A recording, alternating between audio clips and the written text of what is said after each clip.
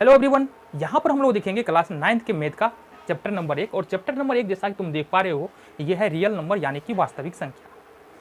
अब ये जो प्रॉपर पहला लेक्चर है इस चैप्टर का, अगर तुम 9th में हो तो भी तुम्हारे काम का है और 10th में हो तो भी तुम्हारे काम का है, क्योंकि यहाँ पर हम कर रहे हैं रिवीजन। क्या कर रहे हैं? रिवीजन। अगर तुमने नहीं पढ़ा है तो यहाँ पर हम पढ़ लेंगे, और जो पढ़ के आए हो ना उसको एक बार थोड़ा सा हम रिवाइज कर लेंगे। ठीक है, 15 से 20 मिनट में पूरा बिल्कुल हम रिवीजन कर लेंगे। देखो, रियल नंबर का मतलब क्या होता है? वास्तविक संख्या के बारे में हमको पढ़ना है। वास्तविक संख्या के बारे में हमको पढ़ना है। अच्छा, नंबर्स के बारे में हमने पीछे के क्लासों में भी बहुत सारी बातें पढ़ी है। जैसे कि तुमने पीछे के क्लास में क्या पढ़ा है? पढ़ा है तुमने नेचुरल नंबर। एक बार हम इसको रिवीजन करेंगे। नेचुरल नंबर या प्राकृतिक संख्या। क्या बोलेंगे? प्राकृतिक संख्या। अब सवाल उठता है, प्राकृतिक संख्या होता क्या है? तुमने सुना भी होगा गिनती की संख्या को प्राकृतिक संख्या कहते हैं, बट यहाँ पर गिनती की संख्या को प्राकृतिक संख्या या गिनती की संख्या ही क्या होता है? गिनती की संख्या का मतलब क्या होता है? तो सपोज यहाँ पर देखो, ये भोंदूलाल है। कौन है ये? ये भोंदूलाल है। अब ये भोंदूलाल जाता है दुकान और 10 टॉफी खरीदता है। कितना टॉफी खरीदा? ये 10 टॉफी खरीदा। ठीक है, भोंदूलाल 10 टॉफी खरीदा। दुकानदार, इसके पास 10 रुपया था। एक टॉफी का मूल्य कितना था? 1 रुपया। तो दुकानदार को दूसरे हाथ से ये 10 रुपया दिया, है ना। 10 का 10 सिक्का था इसके पास, तो 10 सिक्का ये दुकानदार को देता है, 10 टॉफी लेता है। अब होगा यहाँ पर, ये जो दुकानदार है वो भी सिक्का को गिनेगा ना, और जब गिनना शुरू करेगा तो कैसे गिनेगा? जब गिनना शुरू करेगा ना तो वो गिनना शुरू करेगा बाबू 1 2 3 4 5, और अपना भोंदूलाल भी जब गिनेगा ना टॉफी को तो 1 2 3 4 5 ही करके गिनेगा। अब ये जो नंबर है ना 1 2 3 4 5, ये कौन सा नंबर है? नेचुरल नंबर या गिनती की संख्या। गिनती की संख्या इसलिए कहते हैं क्योंकि जब भी काउंटिंग करते हैं हम 1 से शुरू करते हैं और आगे तक चलते जाते हैं, तो इसको बोलेंगे गिनती की संख्या। अच्छा, सबसे छोटी कुछ बातें जो समझ लो। सबसे छोटी कौन सी संख्या बाबू? प्राकृतिक संख्या। प्राकृतिक संख्या ये कौन सी है बाबू? 1 है। सबसे छोटी प्राकृतिक संख्या 1 है। हम पूछे सबसे बड़ी प्राकृतिक संख्या कौन है? सबसे बड़ी प्राकृतिक संख्या कौन सी है? बोलोगे बाबू नहीं पता है। क्यों नहीं पता है? क्योंकि इस समूह में आगे कौन सा नंबर आएगा, कितने नंबर पे जाते हैं, ये तुम क्या डिफाइन कर सकते हो? पता कर सकते हो क्या? नहीं कर सकते हो। जितना मन उतना आगे जा सकते हैं, मतलब ये हम बोलेंगे इनफाइनाइट तक जाने वाला है, तो नहीं पता है। अच्छा, सबसे छोटी सम प्राकृतिक संख्या। सम प्राकृतिक संख्या ये कौन सा है? 2। अभी ये याद रखना, बाद में सम संख्या भी इसी वाले प्रॉपर वीडियो हम देखने वाले। तो सबसे छोटी सम प्राकृतिक संख्या कितना है? 2 है। और सबसे छोटी विषम प्राकृतिक संख्या। विषम प्राकृतिक संख्या बोलो बाबू कौन सा है? 1 है। कौन सा है? 1 है। सबसे छोटी भाज्य बोल लो या समभाज्य भाज्य बोल लो। समभाज्य भाज्य संख्या। सबसे छोटी समभाज्य भाज्य संख्या ये तुम्हारा 4 है। अच्छा, भाज्य संख्या क्या होता है एक बार समझ लो। वैसी संख्या जो एक और अपने आप के अलावा किसी एक और संख्या से करता है। जैसे मान लो 2 में 1 और 2 से सिर्फ भाग लग सकता है, भाग देंगे। लगने का मतलब ये नहीं है भाग तो सब में लग जाएगा। लगने का मतलब है कि अगर 2 में अपन 1 से भाग दे रहे हैं, 2 बार में लगेगा और रिमाइंडर यहाँ से 0 आएगा। 2 में यदि हम 2 से भाग दे रहे हैं तो 1 बार में लगेगा, रिमाइंडर 0 आएगा। भाग लगने का मतलब पूर्णतः विभाजित हो। तो यहाँ पर 2 में 1 से भाग दे रहे पूर्णतः विभाजित है, 2 में 2 से भाग दे रहे पूर्णतः विभाजित है। लेकिन इसके अलावा कोई और संख्या नहीं है जो 2 को विभाजित कर सकता है। मतलब ये 1 और 2 जो है ना वो अभाज्य संख्या है। 1 और 2 अभाज्य संख्या है। लेकिन 4 एक भाज्य संख्या है, साथ ही साथ 4 2 से भी भाज्य है। इसका मतलब 4 सम संख्या है। इसका मतलब सबसे छोटी भाज्य संख्या या समभाज्य संख्या 4 है। सबसे छोटी, अच्छा एक बात और है यहाँ पर, सबसे छोटी विषम भाज्य संख्या कौन है? विषम भाज्य संख्या कौन है बताओ बाबू? विषम भी हो और भाज्य भी हो। एक विषम देखो 1 3 5 7 9, देखो 1 3 5 7 सारे के सारे अभाज्य है, केवल 9 जो है वो भाज्य है और विषम भी है। विषम का मतलब जिसमें भाग 2 से देंगे तो शेष कुछ ना कुछ आएगा। ठीक है, तो ये हो गया तुम्हारा। बातें क्लियर है? यहाँ तक बातें क्लियर है? चलो जी देखते हैं, ये था हमारा प्राकृतिक संख्या। कौन सी संख्या? प्राकृतिक संख्या। अब आगे देख लेते हैं हम पूर्ण संख्या क्या होता है। तो यहाँ पर हमको देखना है कि पूर्ण संख्या क्या होता है। अब देखो, पूर्ण संख्या की डिफिनीशन के बारे में बात करें ना, तो ये जो ऊपर में नेचुरल नंबर दिख रहा है, प्राकृतिक संख्या दिख रहा है, इसमें ही यदि अपन 0 ऐड कर दे तो वो हमारा पूर्ण संख्या हो जाता है। जैसे अगर पूर्ण संख्या को W से इंडिकेट करते हैं अपन, इसका जो समूह होता है वो कुछ इस प्रकार से होता है। ठीक है, याद करो अपना भोंदू था। पूर्ण संख्या की जरूरत क्या आई? तो ये भोंदू था, 10 टॉफी खरीदा इसने। ठीक है, कितना टॉफी खरीदा था? 10 टॉफी। और 10 सिक्का था इसके पास। ये 10 सिक्का दुकानदार को दे दिया। इसके पास केवल कितने सिक्के थे? 10 सिक्के। अब 10 सिक्का इसने दुकानदार को दे दिया, तो अब बोलोगे कि कितने सिक्के बच गए? कितने सिक्के बच गए? 0।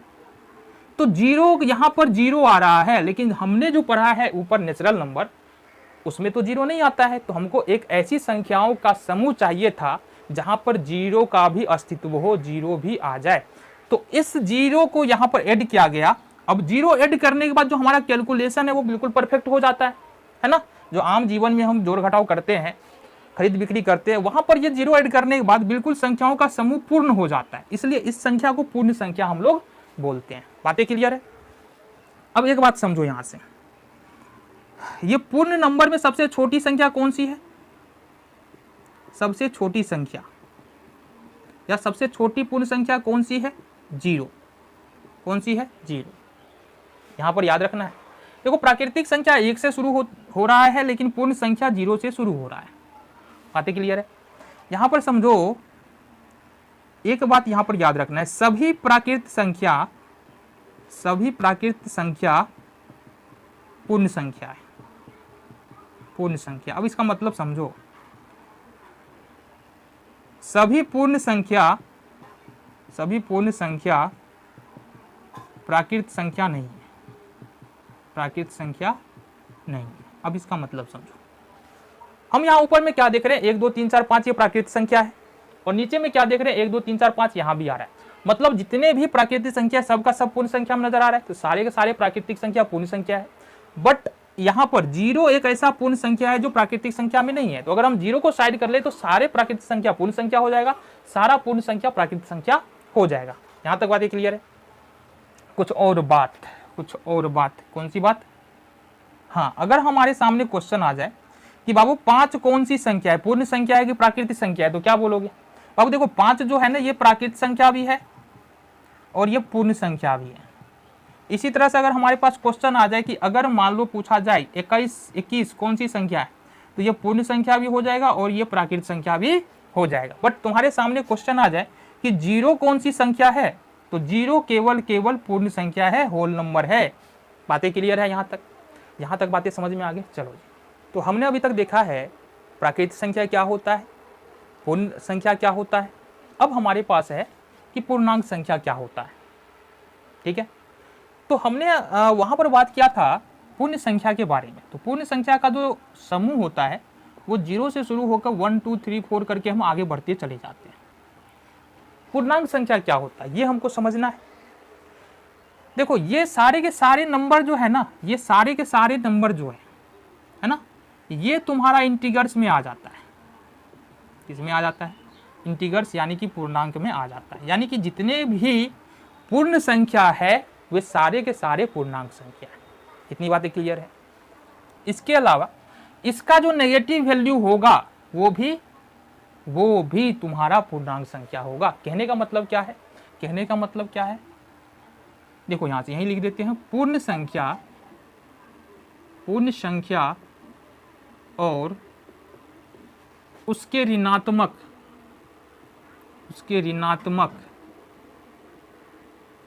संख्याओं का समूह पूर्णांक संख्या है। ठीक है, पूर्णांक संख्या बहुत आसान है समझना। ठीक है, पूर्ण संख्या और उसके ऋणात्मक संख्याओं का समूह पूर्ण संख्या। अब बेसिकली पूर्ण संख्या जो है ना, पूर्ण संख्या को हम बेसिकली 3 भागों में बांट सकते हैं। कैसे बांट सकते हैं पूर्ण संख्या को 3 भागों में? देखो, सबसे पहला जो होता है ना, इसको बोल सकते हैं शून्य पूर्ण संख्या, है ना। इसमें शून्य ही आता है, शून्य पूर्ण संख्या। ठीक है जी। दूसरा हम यहां पर कर सकते हैं धनात्मक पूर्ण संख्या। धनात्मक पूर्ण संख्या यहां पर हमारे पास 1 2 3 4 5 ये सारा यहां पर आ जाएगा। क्लियर है? शून्य पूर्ण संख्या, धनात्मक पूर्ण संख्या। देन हमारे पास आता है ऋणात्मक पूर्ण संख्या। ऋणात्मक पूर्ण संख्या यहां पर हो जाएगा हमारे पास -1 -2 -3 -4 ये सारे के सारे हमारा हो जाएगा ऋणात्मक पूर्ण संख्या। अब यहां से हम एक बात देखें, जो पूर्ण संख्या का जो समूह होता है जिसको हम लोग आई से इंडिकेट करते हैं, इसका जो समूह होता है कुछ इस प्रकार से होता है -4 -3 -2 -1 0 1 2 3 4। और इसका मतलब है कि -5 -6 तक इधर बढ़ सकते हैं, 4 5 6 7 तक इधर बढ़ सकते हैं, इनफाइनाइट तक हम लोग जा सकते हैं।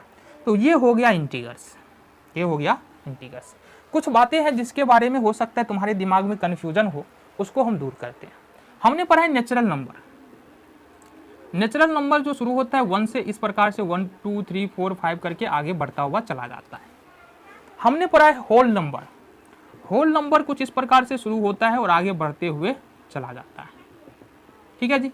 हमने पढ़ा है इंटीग्रस। इंटीग्रस हमारा कुछ इस प्रकार से शुरू होता है -4 -3 -2 -1 0 1 2 3 4।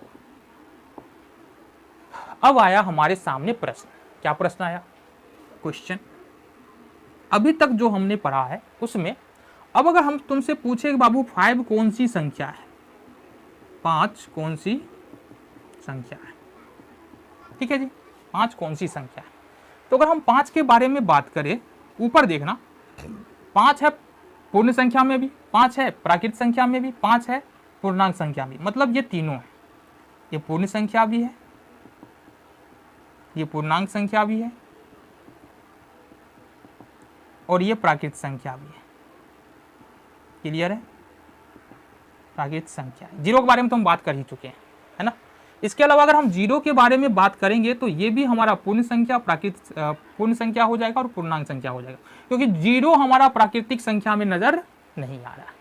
बट अगर हमारा क्वेश्चन कुछ इस प्रकार से हो कि -7 कौन सी संख्या है, कौन सी संख्या है? अब बताओ -7 कौन सी संख्या है?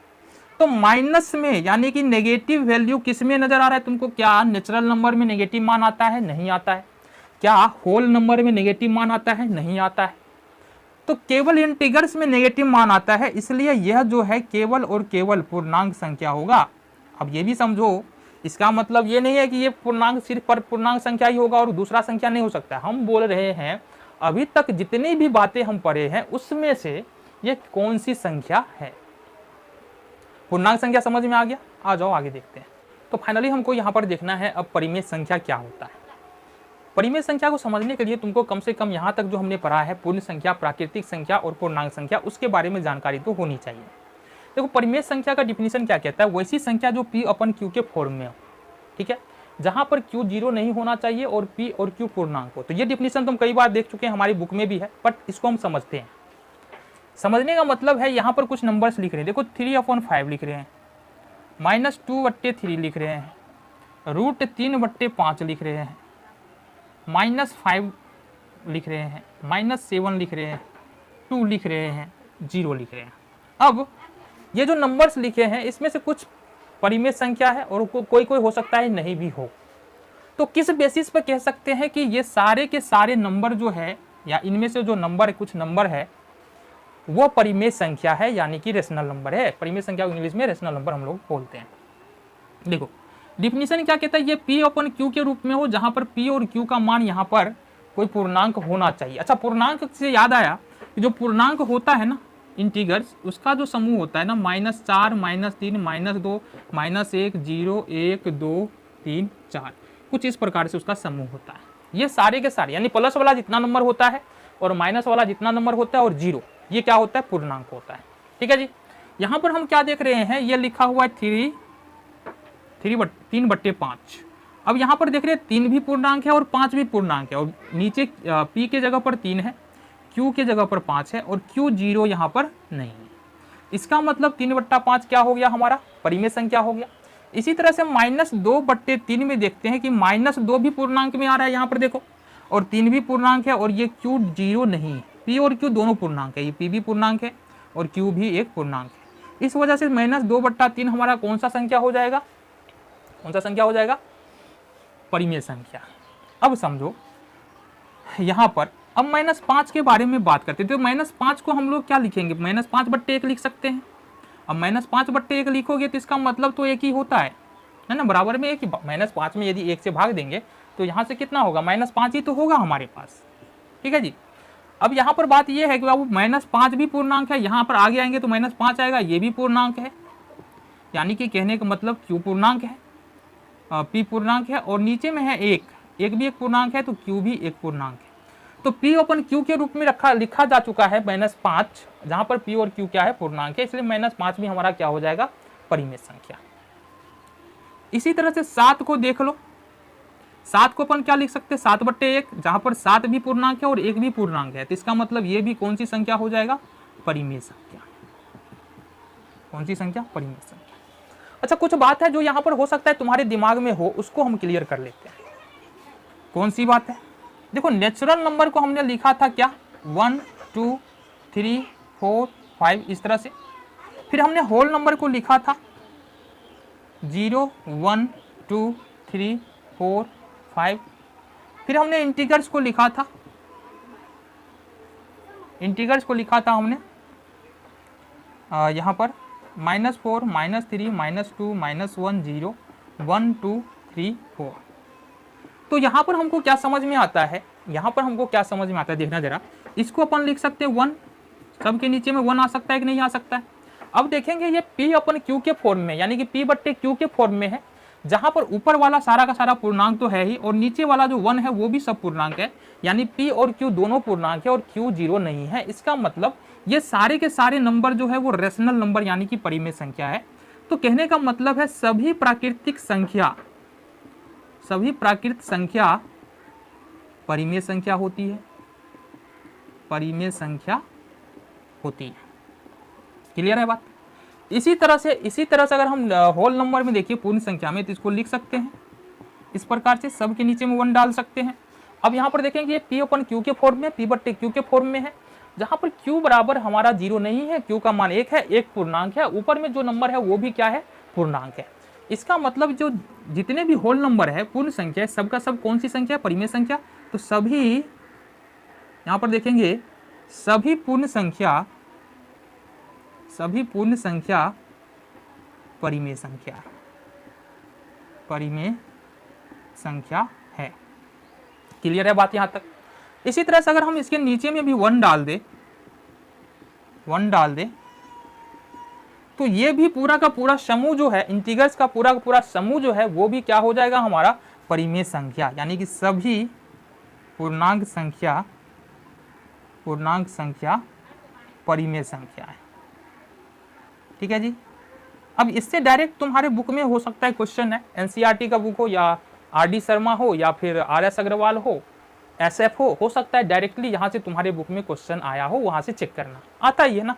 उसी हिसाब से बता रहे कि अगर क्वेश्चन कोई भी बुक तुम फॉलो कर रहे हो ना, तो क्वेश्चन तुमसे छूटे नहीं, ठीक है। तो ये हमको यहाँ से समझ में आता है कि परिमेय संख्या क्या होता है। अच्छा, यहाँ पर एक संख्या और आया है √3/5, ये परिमेय संख्या नहीं होगा, इसके बारे में हम आगे बात करेंगे क्यों नहीं होगा परिमेय संख्या और ये कौन सी संख्या है। यहाँ तक बातें क्लियर है, बहुत बढ़िया। तो यहाँ पर हमको देखना है संक्षिप्त परिमेय संख्या क्या होता है, या परिमेय संख्या का संक्षिप्त रूप क्या होता है, simplest form of rational number, ये क्या होता है। देखो यहाँ पर 2 संख्या हम यहाँ पर लिख रहे हैं, एक हमारे पास 3/5, ठीक है, और दूसरा हमारे पास 6/10 है। अब दोनों संख्याओं में अंतर क्या है, दोनों संख्याओं में अंतर ये है कि 3 और 5, यहाँ पर देखेंगे, यहाँ पर अगर 3 को लिखना भी चाहे हम तो क्या लिख सकते हैं, 3 × 1, और इसको लिख सकते हैं 5 × 1। ना ही 3 का गुणनखंड हो सकता है, ना ही 5 का गुणनखंड हो सकता है। तो यहाँ पर अंश और हर में केवल एक उभयनिष्ठ गुणनखंड है, यहाँ पर अंश और हर में केवल एक उभयनिष्ठ गुणनखंड है। जब ऐसा हो कि दी गई परिमेय संख्या के अंदर अंश और हर में केवल एक उभयनिष्ठ गुणनखंड होता है, उसको हम लोग परिमेय संख्या का संक्षिप्त रूप बोलते हैं। दूसरी ओर यहाँ पर देखते हैं तो 6 को अपन लिख सकते हैं 2 गुने 3 और 5 को लिख सकते हैं 2 गुने 5 और एक तो यहाँ पर होगा ही। तो एक तो है ही उभयनिष्ठ गुणनखंड में, अंश और हर में एक तो है ही, लेकिन यहाँ पर 2 भी आ रहा है। तो कोई भी परिमेय संख्या इस प्रकार से हो कि अगर अंश और हर में एक के अलावा कोई और उभयनिष्ठ गुणनखंड आ रहा है तो उसको हम लोग परिमेय संख्या का संक्षिप्त रूप में नहीं कहेंगे। जैसे कि अगर हम लिखना चाहे 5/7, अब यहाँ पर सेम बात है, यहाँ पर 5 को अगर गुणनखंड करें तो 5 गुने 1 और 7 को गुणनखंड करें तो 7 गुने 1। तो ये परिमेय संख्या का संक्षिप्त रूप में है क्योंकि उभयनिष्ठ गुणनखंड केवल और केवल कितना है, 1 है। यहाँ पर दूसरी ओर बात करें, अगर हम लिखे 10/14 10/14 तो यहाँ पर 2 गुने 5 होगा और यहाँ पर 2 गुने 7 होगा, यहाँ एक तो रहेगा। तो एक तो उभयनिष्ठ गुणनखंड है ही, इसके अलावा यहाँ पर 2 भी उभयनिष्ठ गुणनखंड है। इसका मतलब ये जो 10/14 है ये परिमेय संख्या तो है बट ये संक्षिप्त रूप में नहीं है, ठीक है, और ये संक्षिप्त रूप में तुम्हारा हो जाएगा। अब आ जाओ, अगर हमको कोई परिमेय संख्या दिया हुआ है उसको संक्षिप्त रूप में कैसे लिख सकते हैं, ये भी तो क्वेश्चन उठता है हमारे पास। सपोज हमारे पास क्वेश्चन है 18/24, इसको संक्षिप्त रूप में कैसे लिखेंगे? तो देखो इसका तरीका क्या है, हमको एक टेबल पकड़ना है, कौन सा ऐसा टेबल है और वो बड़ा टेबल होना चाहिए जिसमें 18 और 24 दोनों आ जाएगा। देखो यहाँ पर हमारे पास 2 में भी 18 आएगा 24 आएगा, 3 के टेबल में भी 18 और 24 आएगा, 6 के टेबल में भी 18 और 24 आएगा। तो हमको सबसे बड़ा पकड़ना है 6 के टेबल में 18 और 24 दोनों आ रहा है। तो 6 का टेबल कितना बार पढ़ेंगे, 18 पढ़ेगा आएगा, 3 बार पढ़ेंगे आएगा, और 6 का टेबल 4 बार पढ़ेंगे 24 आएगा। मतलब 18/24 का जो संक्षिप्त रूप है वो 3/4 होगा। एक क्वेश्चन और देखते हैं हम। यहाँ पर क्वेश्चन है हमारे पास 30/45, ये हमारे पास प्रश्न है। अब हमारे सामने ये प्रश्न है कि कौन सा टेबल है, कौन कौन सा टेबल है जिसमें 30 और 45 दोनों आता है। तो सबसे पहले 3 में आ जाता है 30 और 45 दोनों, फिर 5 में आ जाता है, फिर उसके बाद 15 में आ जाता है। तो हम पहले ही बोल रखे हैं कि सबसे बड़ा टेबल पकड़ना है, तो सबसे बड़ा टेबल 15 है। 15 का टेबल 2 बार पढ़ेंगे 30 आ जाएगा, 15 का टेबल 3 बार पढ़ेंगे 45 आ जाएगा। मतलब 30/45 का संक्षिप्त रूप जो है वो 2/3 है। तो यहाँ से हमको समझ में आ जाता है कि परिमेय संख्या का संक्षिप्त रूप क्या होता है, और अगर हमारे पास कोई परिमेय संख्या दिया हुआ है तो उसको हम लोग संक्षिप्त रूप में कैसे लिख सकते हैं। तो अगर हमको देखना है समतुल्य परिमेय संख्या क्या होता है। हमने इससे पहले देखा है संक्षिप्त परिमेय संख्या क्या होता है, उसके बारे में अच्छी तरह से समझ लिया है। साथ ही साथ हमने यह भी देखा है कि अगर कोई परिमेय संख्या दिया हुआ है तो उसको संक्षिप्त रूप में हम लोग कैसे लिख सकते हैं। अब फाइनली हमारे पास जो है ना वो है इक्विवेलेंट रेशनल नंबर, यानी कि समतुल्य परिमेय संख्या। ये क्या होता है, देखो यहाँ से हमारे पास सपोज यहाँ पर 2/3 है, उसके बाद हमारे पास 4/6 है, इसके बाद हमारे पास 6/12 है, 30/60 है।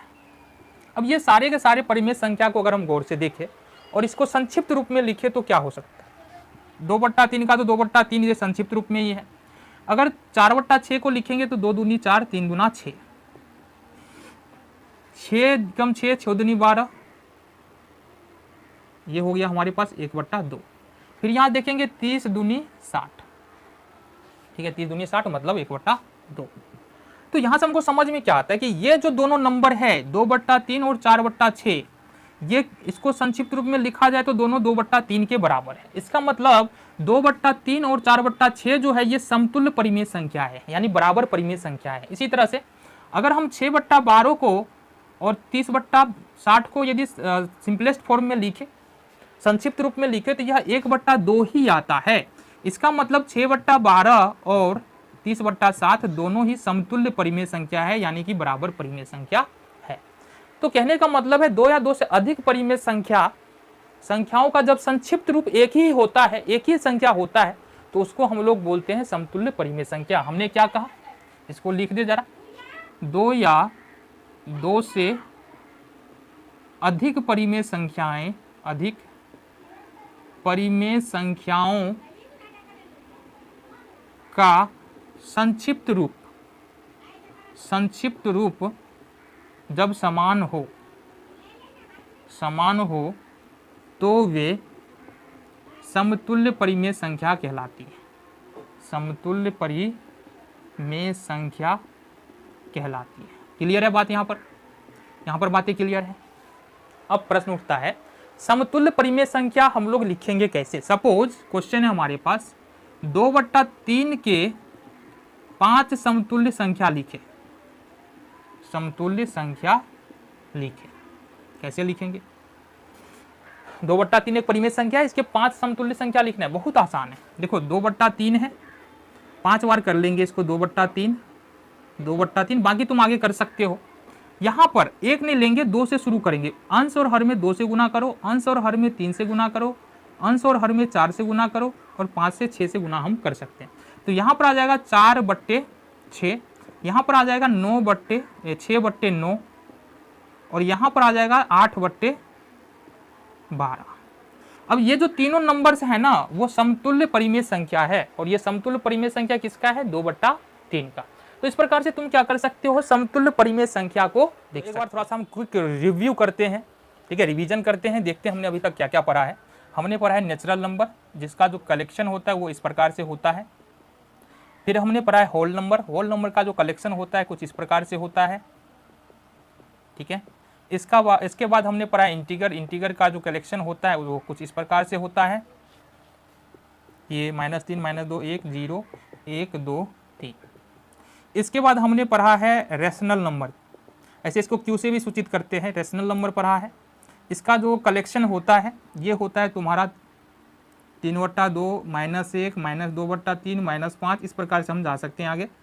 फिर होता है इरेशनल नंबर, इसका जो फॉर्म होता है कुछ इस प्रकार से होता है, √3, √5, 1.0, 100, 1000। तो ये कुछ नंबर्स हमने अभी तक पढ़ा है, ठीक है जी। अब अगर इस सारे नंबर को हम एक साथ मिला ले, इस सारे नंबर को एक साथ मिला ले, तो सारे नंबर को मिला करके जो ग्रुप बनता है उस नंबर को हम लोग बोलते हैं वास्तविक संख्या। क्या बोलते हैं, वास्तविक संख्या। क्या बोलेंगे, वास्तविक संख्या, नहीं रियल नंबर। कहने का मतलब है natural number, whole number, Z number, उसके बाद परिमेय संख्या और परिमेय संख्या, रेशनल और इरेशनल नंबर, सभी संख्या जो है ना वो वास्तविक संख्या के अंदर में ही आता है। इसका मतलब हुआ ये कि अगर हम तुमसे क्वेश्चन करें कि 3/5 कौन सी संख्या है, कौन सी संख्या है, तो तुम बोलोगे 3/5 जो है यह वास्तविक संख्या है, तो भी सही है। तुम बोलोगे यह परिमेय संख्या है, तो भी सही है। हम पूछे तुमसे कि अगर मान लो 5 कौन सी संख्या है, तो तुम बोलोगे ये पूर्ण संख्या है, तो भी सही है। अगर बोलते हो प्राकृत संख्या है, तो भी सही है। अगर बोलते हो परिमेय संख्या है, तो भी सही है। अगर बोलते हो पूर्णांक संख्या है, तो भी सही है। अगर बोलते हो यहाँ पर ये वास्तविक संख्या है, तो भी सही है। क्यों क्यों क्यों? देखो ये 5 जो है ना नेचुरल नंबर में भी आ रहा है, होल नंबर में भी आ रहा है, इंटीगर्स में भी आ रहा है, रेशनल में भी आ रहा है, और इरेशनल में नहीं आ रहा है। तो इरेशनल नंबर का तो हमने वहां पर जिक्र ही नहीं किया है कि 5 जो है इरेशनल नंबर है ही नहीं। तो वास्तविक संख्या समझ में आ गया क्या होता है रियल नंबर, ये तो वास्तविक संख्या तुमको समझ में यहाँ से। तो यहाँ पर फाइनली हमको देखना है कि इवन नंबर और ऑड नंबर यानी कि सम संख्या और विषम संख्या क्या होता है। ऐसे तुमको पता होगा बट नहीं पता है तो यहाँ से देख लो, कुछ नई बातें जरूर यहाँ पर सीखने के लिए मिलेगी। सम संख्या किसको कहते हैं, सम संख्या है ना, इसके डिफिनेशन के बारे में बात करेंगे या क्या होता है इसके बारे में बात करेंगे। बट सबसे पहले उदाहरण, हमारे पास कुछ नंबर्स है, 1 है, 2 है, 3 है, 4 है, 5 है, 6 है। थोड़ा हटा लेते हैं, 5 है, 6 है। अपन क्या करते हैं इसमें भाग देते हैं, किससे, 2 से। किससे भाग दे रहे हैं, 2 से। तो रिजल्ट क्या मिलेगा देखना यहाँ से। सबसे पहले 2 से भाग देते हैं, मान लो 0 बारे में लगा दिए हैं तो ये 0 होगा, रिमाइंडर 1 बचेगा। फिर यहाँ से 2 एकम 2 लगा रहे हैं, रिमाइंडर 0 बच रहा है। फिर यहाँ से 2 एकम 2 लगा रहे हैं, 3 में से 2 1, रिमाइंडर 1 बचेगा। फिर 2 दूनी 4 यहाँ पर लगा रहे हैं, रिमाइंडर 0। फिर यहाँ 2 दूनी 4 लगा रहे हैं, रिमाइंडर 1। फिर यहाँ पर 2 तिहाई 6 लगा रहे हैं, रिमाइंडर 0। अब जहाँ पर शेष 0 आया है, कहाँ कहाँ पर आया है शेष 0 जरा बताना। जहाँ जहाँ पर शेष 0 आया है, ये 0 आया है, ये 0 आया है और ये 0 आया है। मतलब ये हुआ ये जो सारे नंबर है जहाँ पर शेष 0 है, ये संख्याएं 2 से पूर्ण रूप से विभाज्य है, पूरा पूरा भाग 2 से इन संख्याओं में लग रहा है। तो सम संख्या क्या होता है, वैसी संख्या जिसमें 2 से पूरा पूरा भाग लग जाए, पूरा पूरा भाग लग जाए। लग जाए, ठीक है, वो सम संख्या कहलाता है। बाकी लिख लेना तुम, वो क्या कहलाता है, सम संख्या कहलाता है। अब सवाल उठता है कि अगर हमारे पास, चलो ये छोटा नंबर था ना, भाग करके इजीली हम बता पाते हैं कि सम संख्या है कि नहीं, बट अगर बड़ा नंबर आ जाए तो क्या भाग करना पड़ेगा, बिल्कुल नहीं करना पड़ेगा। यहां पर समझो बात को, अगर किसी भी संख्या के अंत में, किसी भी संख्या के अंत में, संख्या के अंत में अगर 0 2 4 6 8 आता है तो वह संख्या सम संख्या होगा। हमने क्या कहा, किसी भी संख्या के अंत में 0 2 4 6 8 आता है तो वो सम संख्या। उदाहरण के तौर पर 1 2 5 6 7 8 9 4 5 6 4 2 0। तो यहाँ पर ये जो एक नंबर है ना, अगर हम तुमको बोले कि बताओ सम संख्या है कि नहीं, तो अपना मेथड क्या था, भाग करेंगे फिर बताएंगे, बट ऐसा करना नहीं है। देखो 0 लास्ट में आ रहा है, 0 लास्ट में आ रहा है मतलब सम संख्या। अगर 0 का हटा भी देना तो 2 लास्ट में आ रहा है तो भी ये पूरा नंबर सम संख्या। 2 को भी हटा देना तो यहाँ पर 4 लास्ट में आ रहा है तो भी ये यहाँ से यहाँ तक पूरा सम संख्या है। 4 को भी हटा दे तो यहाँ पर लास्ट में 6 आ रहा है तो भी सम संख्या है। क्लियर है बात। यहाँ पर अगर किसी भी संख्या के अंत में 0 2 4 6 8 आ रहा है तो वो सम संख्या होगा। ये तो सम संख्या का बात हो गया। विषम संख्या क्या होता है, तो यहाँ पर जो बची हुई संख्या है, जो जहां पर कुछ ना कुछ रिमाइंडर यानी कि शेष बच रहा है 2 से भाग देने पर, जैसे कि ये वाला हो गया तुम्हारा, फिर ये वाला हो गया, फिर ये वाला भाग हो गया, ये वाला हो गया, यहाँ पर 2 से भाग दे रहे हैं ना, तो यहाँ पर शेष 1 निकल के आ रहा है। तो वैसी संख्या जो 2 से पूर्ण रूप से विभाज्य नहीं होती है उसको हम लोग विषम संख्या बोलते हैं। क्या बोलेंगे, क्या बोलेंगे बताओ जरा। विषम संख्या वैसी संख्या जो 2 से पूर्णतः विभाज्य न हो, विषम संख्या कहलाता है, विषम संख्या कहलाता है। क्लियर है बात। अब सवाल उठता है क्या इसमें भी भाग देके देखना पड़ेगा, बिल्कुल नहीं देखना पड़ेगा भाग देके। देखो किसी भी संख्या के अंत में यदि 1 3 5 7 9 अगर ये आ जाता है तो वह संख्या तुमको विषम संख्या होगा। जिस तरह से हमने कहा था अगर संख्या के अंत में 0 2 4 6 8 है तो सम संख्या, अगर संख्या के अंत में 1 3 5 7 9 है तो विषम संख्या है। जैसे एक छोटा सा उदाहरण पकड़ते हैं, 239 239।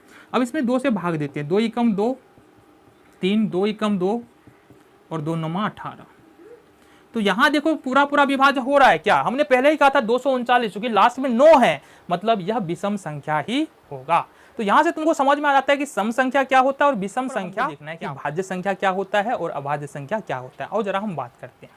देखो भाज्य संख्या कहने का मतलब क्या है या अभाज्य संख्या कहने का मतलब क्या है।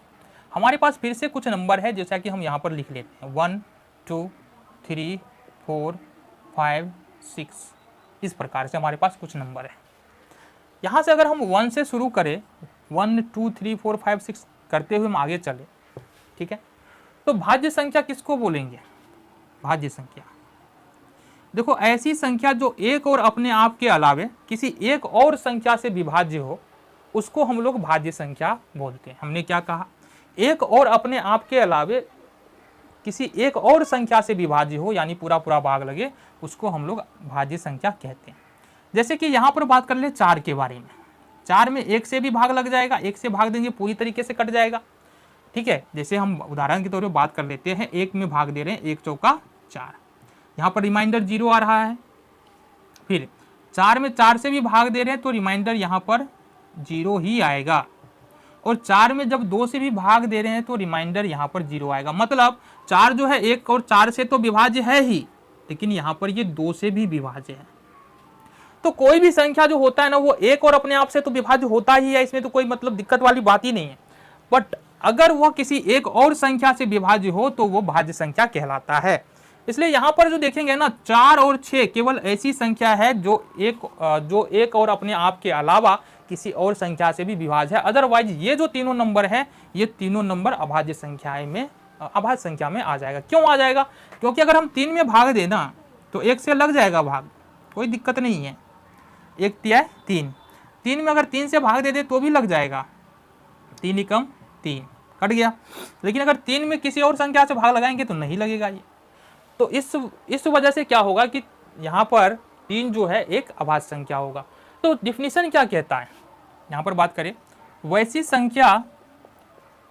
संख्या जो एक और अपने आप के अलावा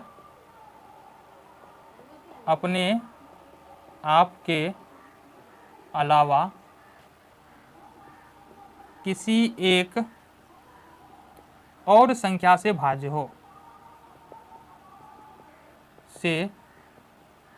हो या विभाजित हो, लिख सकते हैं, भाज्य संख्या कहलाता है। भाज्य संख्या कहलाता है। बातें क्लियर है? यहीं पर अगर थोड़ा सा कर दे, वैसी संख्या जो एक और अपने आप के अलावा किसी एक और संख्या से, जो केवल एक और अपने आप से विभाजित होता है ना, वैसी संख्या जो केवल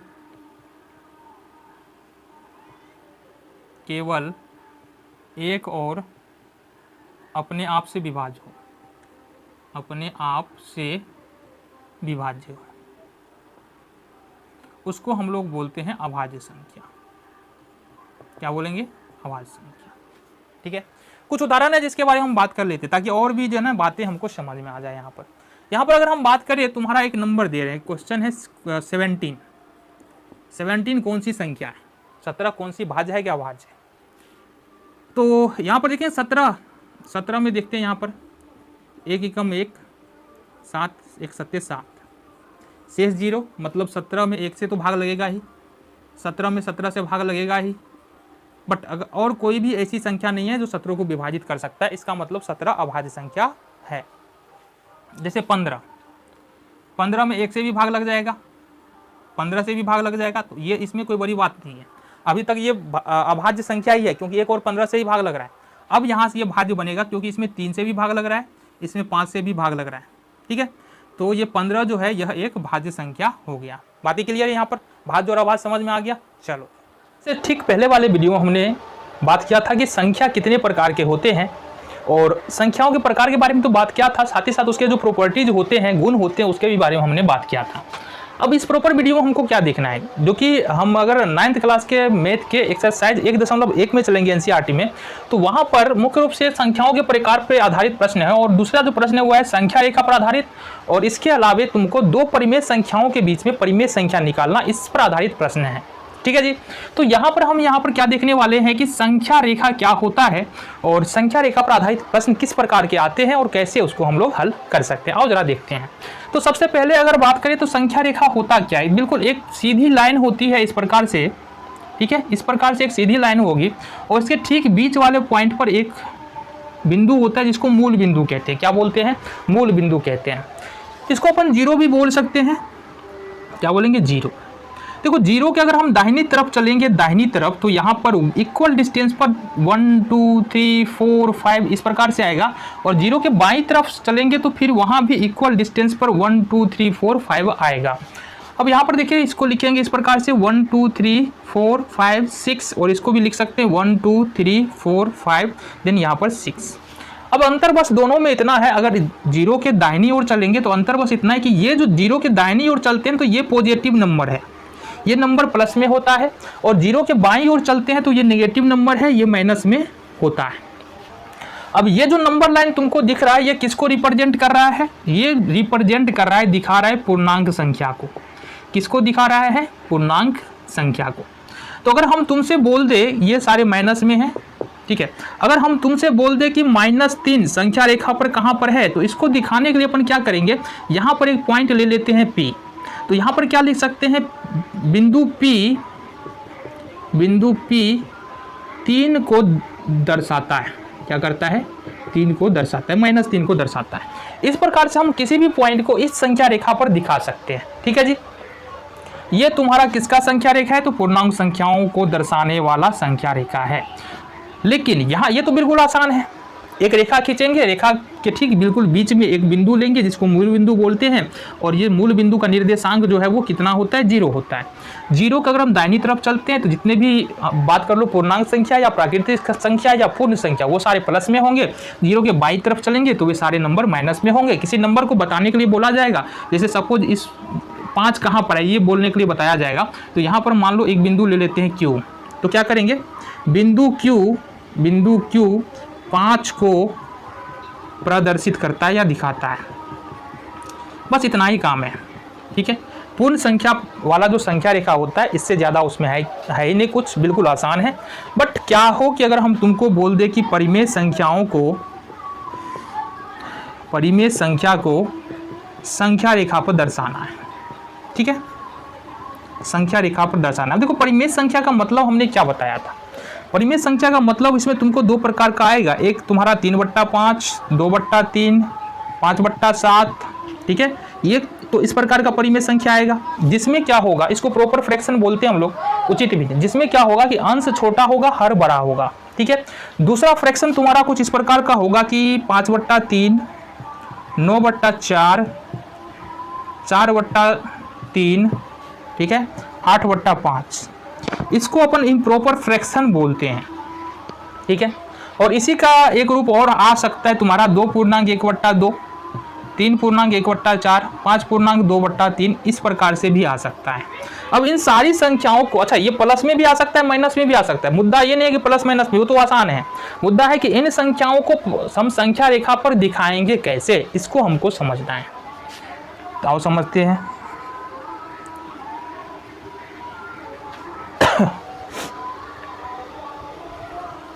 तो सपोज हमको यहाँ पर सबसे पहले एक सिंपल सा उदाहरण लेते हैं, 1/2 और माइनस में 1/2 को दर्शाना है। यहाँ पर सबसे पहली बात, ये माइनस में 1/2 है, इसको संख्या रेखा पर दर्शाना है, बिल्कुल आसान है। यहाँ पर सबसे पहली बात समझना ये है, यहाँ पर अंश छोटा है, हर बड़ा है। क्या है? अंश छोटा है, हर बड़ा है। गौर से समझना, अंश छोटा है, हर बड़ा है। पहली बात तो ये, जब भी अंश छोटा, आप संख्या रेखा बना लो। इसके बाद ये बन गया संख्या रेखा, ये 0 है, ये तुम्हारा 1 है, ये 2 है, 1 है, 2 है, ठीक है जी, ये हो गया। अब समझो बात को समझो। जब भी अंश छोटा हो या हर बड़ा हो, अंश छोटा हो और हर बड़ा हो, तो वो जो संख्या है ना, वो 0 और 1 के बीच आता है। किसके बीच आता है? 0 और 1 के बीच आता है। पहली बात तो ये समझो। जैसे अगर हम तुमसे बोले कि 3/5, तो यहाँ पर भी क्या है? यहाँ पर देखो 3 छोटा है यानी अंश छोटा है, हर बड़ा है यानी कि 5 बड़ा है। तो ये भी किसके बीच में आएगा? यह भी 0 और 1 के बीच में ही आएगा। अब सवाल उठता है, हमको दिखाना है 1/2 को। किसको दिखाना है? 1/2 को, 1/2 को दिखाना है। तो 1/2, अब देखो यहाँ पर देखना, गौर से देखना हम क्या बात कर रहे हैं। 1/2 को दिखाना है, जिसमें 1 जो है वो अंश है और 2 जो है वो हर है। तो पहले तो हमने ये डिसाइड किया कि 1/2 किसके बीच में आ रहा है, तो 0 और 1 के बीच में आ रहा है, यहाँ समझ में आ गया। दूसरी बात हमको ये डिसाइड करना है कि हर को देखो, हर कितना है? 2 है। तो मतलब 0 और 1 को, यहाँ से पता चला 0 और 1, तो 0 और 1 को 2 बराबर भाग में बांटना है। तो लो जी, यहाँ पर हमने 2 बराबर भाग में बांटा 0 और 1 को। और यहाँ पर भी चूंकि माइनस में भी, देखो प्लस वाला है तो प्लस वाला 0 से दाहिनी ओर बांटेंगे ना, और माइनस वाला 0 से बाईं ओर बांटेंगे। तो अब सवाल उठता है हमारे पास, ये तो हो गया 0 और 1, क्या हो गया? 0 1 को 2 भागों में बांटा, 0 - 1 को 2 भागों में बांटा। यहाँ से ही गिनना। अच्छा, अंश कितना है? 1 है, और माइनस वाला पकड़ेंगे तो माइनस वाले का अंश भी यहाँ पर 1 है। तो यहाँ से गिनेंगे, देखो 1 और 2, ये जो पॉइंट है ना तुम्हारा, ये जो पॉइंट है ये तुम्हारा हो जाएगा 1/2 और ये हो जाएगा 2/2। यहाँ देखेंगे ये वाला पॉइंट होगा -1/2 और ये होगा -2/2। तो तुमको यहाँ से स्पष्ट समझ में आ रहा है, ये 1/2 तो ठीक ही है, और 2/2 करेंगे तो फिर से 1 ही आ जाएगा। तो संख्या रेखा में कुछ इस प्रकार से हम संख्याओं को यहाँ पर संख्या रेखा पर दिखा सकते हैं। एक और प्रश्न तुम्हारे सामने है यहाँ पर 3/5, इसको भी दिखा लेते हैं। 3/5 और -3/5, इसको अगर बोला जाए कि संख्या रेखा पर बाबू दिखा दो, तो कैसे दिखाओगे? तो सबसे पहले यहाँ पर भी क्या है? अंश छोटा है और हर बड़ा है।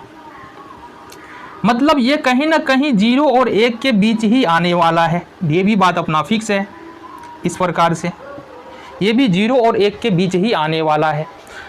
0 1 के बीच में तो आएगा, बट अब यहाँ पर बात होता है कि यहाँ पर अंश कितना है? 3 है, हर कितना है? 5। हर कितना है? 5 है। तो यहाँ पर चूंकि माइनस प्लस में दोनों चाहिए, हमको चाहिए 3/5 और माइनस में 3/5, ये दोनों चाहिए ना, 3/5 और माइनस में 3/5 दोनों चाहिए। तो हमको करना क्या? 0 और 1 को, प्लस वाला की तरफ चलेंगे, 0 और 1 को यहाँ पर हर देखो हर कितना है 5 है, तो 0 1 को 5 बराबर भाग में बांटेंगे, 1 2 3 4 5 बराबर भाग में बट गया। ये देखो 1 2 3 4 5 5 बराबर भाग में बट गया। चलो जी अब ऊपर देखेंगे अंश को, अंश में कितना है 3 है, तो यहाँ पर चलेंगे, यहाँ से गिनना शुरू करो, यहाँ से 1 छोड़ के 0 पर से नहीं शुरू करना, यहाँ से 1 2 3, ये हो गया तुम्हारा 3/5। अब सवाल उठता है ये कितना हो गया, ये भी लिख देते हैं, ये हो जाएगा तुम्हारा 1/5, ये होगा 2/5, ये हो जाएगा 3/5 और ये क्या हो गया भाई, अच्छा ये 3/5 है ना, तो ये 4/5 हो जाएगा और ये हो जाएगा तुम्हारा 5/5। इस प्रकार से तुम दिखा सकते हो। अब यही काम सेम काम क्या करना है, इस तरफ करना है, तो 5 हर है तो इसको 5 भाग में बांटो, 1 2 3 4 5 भाग में बट गया। ऊपर 3 है, यहाँ से गिनना शुरू करो, ऐसे ये 0 1 के बीच करना था ना, यहाँ से 1 2 3 4 5 भाग में बट गया। अब देखो नीचे में 5 का 5 भाग में बांटा हमने 0 1 को, ऊपर में 3 है 1 2 3, तो ये वाला जो पॉइंट है ये दिखा रहा है तुम्हारा -3/5 को। तो बिल्कुल आसान प्रश्न है, कठिनाई तुमको होना नहीं चाहिए। अब जब तुम कॉपी पे करो तो बिल्कुल जैसा कि हमको पता है कि ये जो डिस्टेंस रखना है ना, 1 2 3 4 जो लिखते हैं ये इक्वल डिस्टेंस होना चाहिए, और जो ये 0 1 को बांटे चाहे 2 3 को बांटे तो हमको इक्वल डिस्टेंस के अनुसार ही बांटना पड़ेगा अगर तुम कॉपी पर सॉल्व कर रहे हो, ठीक है। इस पर आधारित कुछ और प्रश्नों को देखने की जरूरत है, क्योंकि इतना ही से हमारा काम नहीं चलने वाला है। तो क्वेश्चन का 3 पैटर्न हमने बताया, एक तो ये वाला तो क्लियर है। अब ये और ये वाला क्वेश्चन है, इसको यार बोले तो ये दोनों हमको क्लियर करना है। आ जाओ देख लेते हैं कैसे करेंगे। पहले तो यहाँ पर हमको समझना पड़ेगा, ये जो तुम्हारा भिन्न दिया हुआ है, इस भिन्न को सामान्य भिन्न में बदलने के लिए हमको क्या करना पड़ेगा। इस भिन्न को सामान्य भिन्न में बदलने के लिए हमको क्या करना पड़ता है, 3 और 2 को गुना करना पड़ता है, 3 दूना 6 1 7/2। फिर यहाँ पर देखेंगे 4 तिया 12 2 14/3। फिर यहाँ पर देखेंगे 5 दूना 10 और 1 11/2। क्लियर है बात, क्लियर है बात यहाँ तक। अब सवाल उठता है कि अगर ऐसा दिया हो तो इसको इस तरह से कैसे बदलेंगे, तो बिल्कुल आसान है। ये 11 है, 11 में 2 से भाग देना है, 2 पंचे यहाँ पर 10 हो जाएगा, यहाँ पर एक रिमाइंडर यानी कि शेष आ जाएगा। इसको अब कैसे लिख सकते हैं, यहाँ से शुरू करना है 5 से, 5 1 ऊपर जाना है, 5 पूर्णांक 1 ऊपर जाएगा 2 नीचे आएगा, 5 पूर्णांक 1/2। जैसे यहाँ पर 14/3 है तो 14 में 3 से भाग देंगे, 3 चौका 12, 4 में से 2 2। अब लिखेंगे कैसे इसको, 4 से शुरू करेंगे, 4 पूर्णांक 2/3। जब सवाल उठता है हम संख्या रेखा पढ़ रहे हैं, बट संख्या रेखा में इसकी क्या जरूरत है, क्योंकि आगे जो प्रश्न आने वाला है इसी से रिलेटेड होने वाला है, इसलिए इसको हमने बताया। अब वो सवाल उठता है, अगर हमारे पास प्रश्न आ जाए कि 7/2 को संख्या रेखा पर लिखो या 3 पूर्णांक 1/2, दोनों एक ही बात है, 3 दूना 6 1 7/2 7/2 दोनों एक ही बात है। तो 7/2 या 3 पूर्णांक 1/2, या ये हम प्लस माइनस भी बोल सकते हैं बाबू, प्लस माइनस भी बोल सकते हैं। इसको संख्या रेखा पर हमको दिखाना है तो कैसे दिखा सकते हैं। तो यहाँ पर हमारे पास 3 4 नंबर तो है, एक है 3 पूर्णांक 1/2, एक है 4 पूर्णांक 2/3 और एक है 5 पूर्णांक 1/2। तो यहाँ पर सबसे पहली बात समझो, हमने इससे पहले क्या बताया था कि यहाँ पर अंश जो है हमारा छोटा था, हर बड़ा था। तो संख्या रेखा पर जो भी नंबर था ना वो 0 और 1 के बीच आता था। किसके बीच आता था, 0 और 1 के बीच आता था। अब क्या दिक्कत हो रहा है कि अंश बड़ा है, हर छोटा है, इसको सबसे पहले पूर्णांक में ले जाएंगे। किस में ले जाएंगे, पूर्णांक में ले जाएंगे। तो हमने जैसे ही 7/2 को पूर्णांक में ले जाते हैं तो ये आता है 3 पूर्णांक 1/2। अब देखो 3 पूर्णांक 1/2 कहने का मतलब है कि यह 3 और 4, यहाँ देखो ये 3 है ना, तो यह 3 और 4 के बीच में आएगा। यहाँ पर 14/3 देखो तो ये 4 पूर्णांक 2/3 है। अब देखो यहाँ पर 4 आ रहा है ना, तो 4 में 1 जोड़ो, ये 4 और 5 के बीच में आएगा।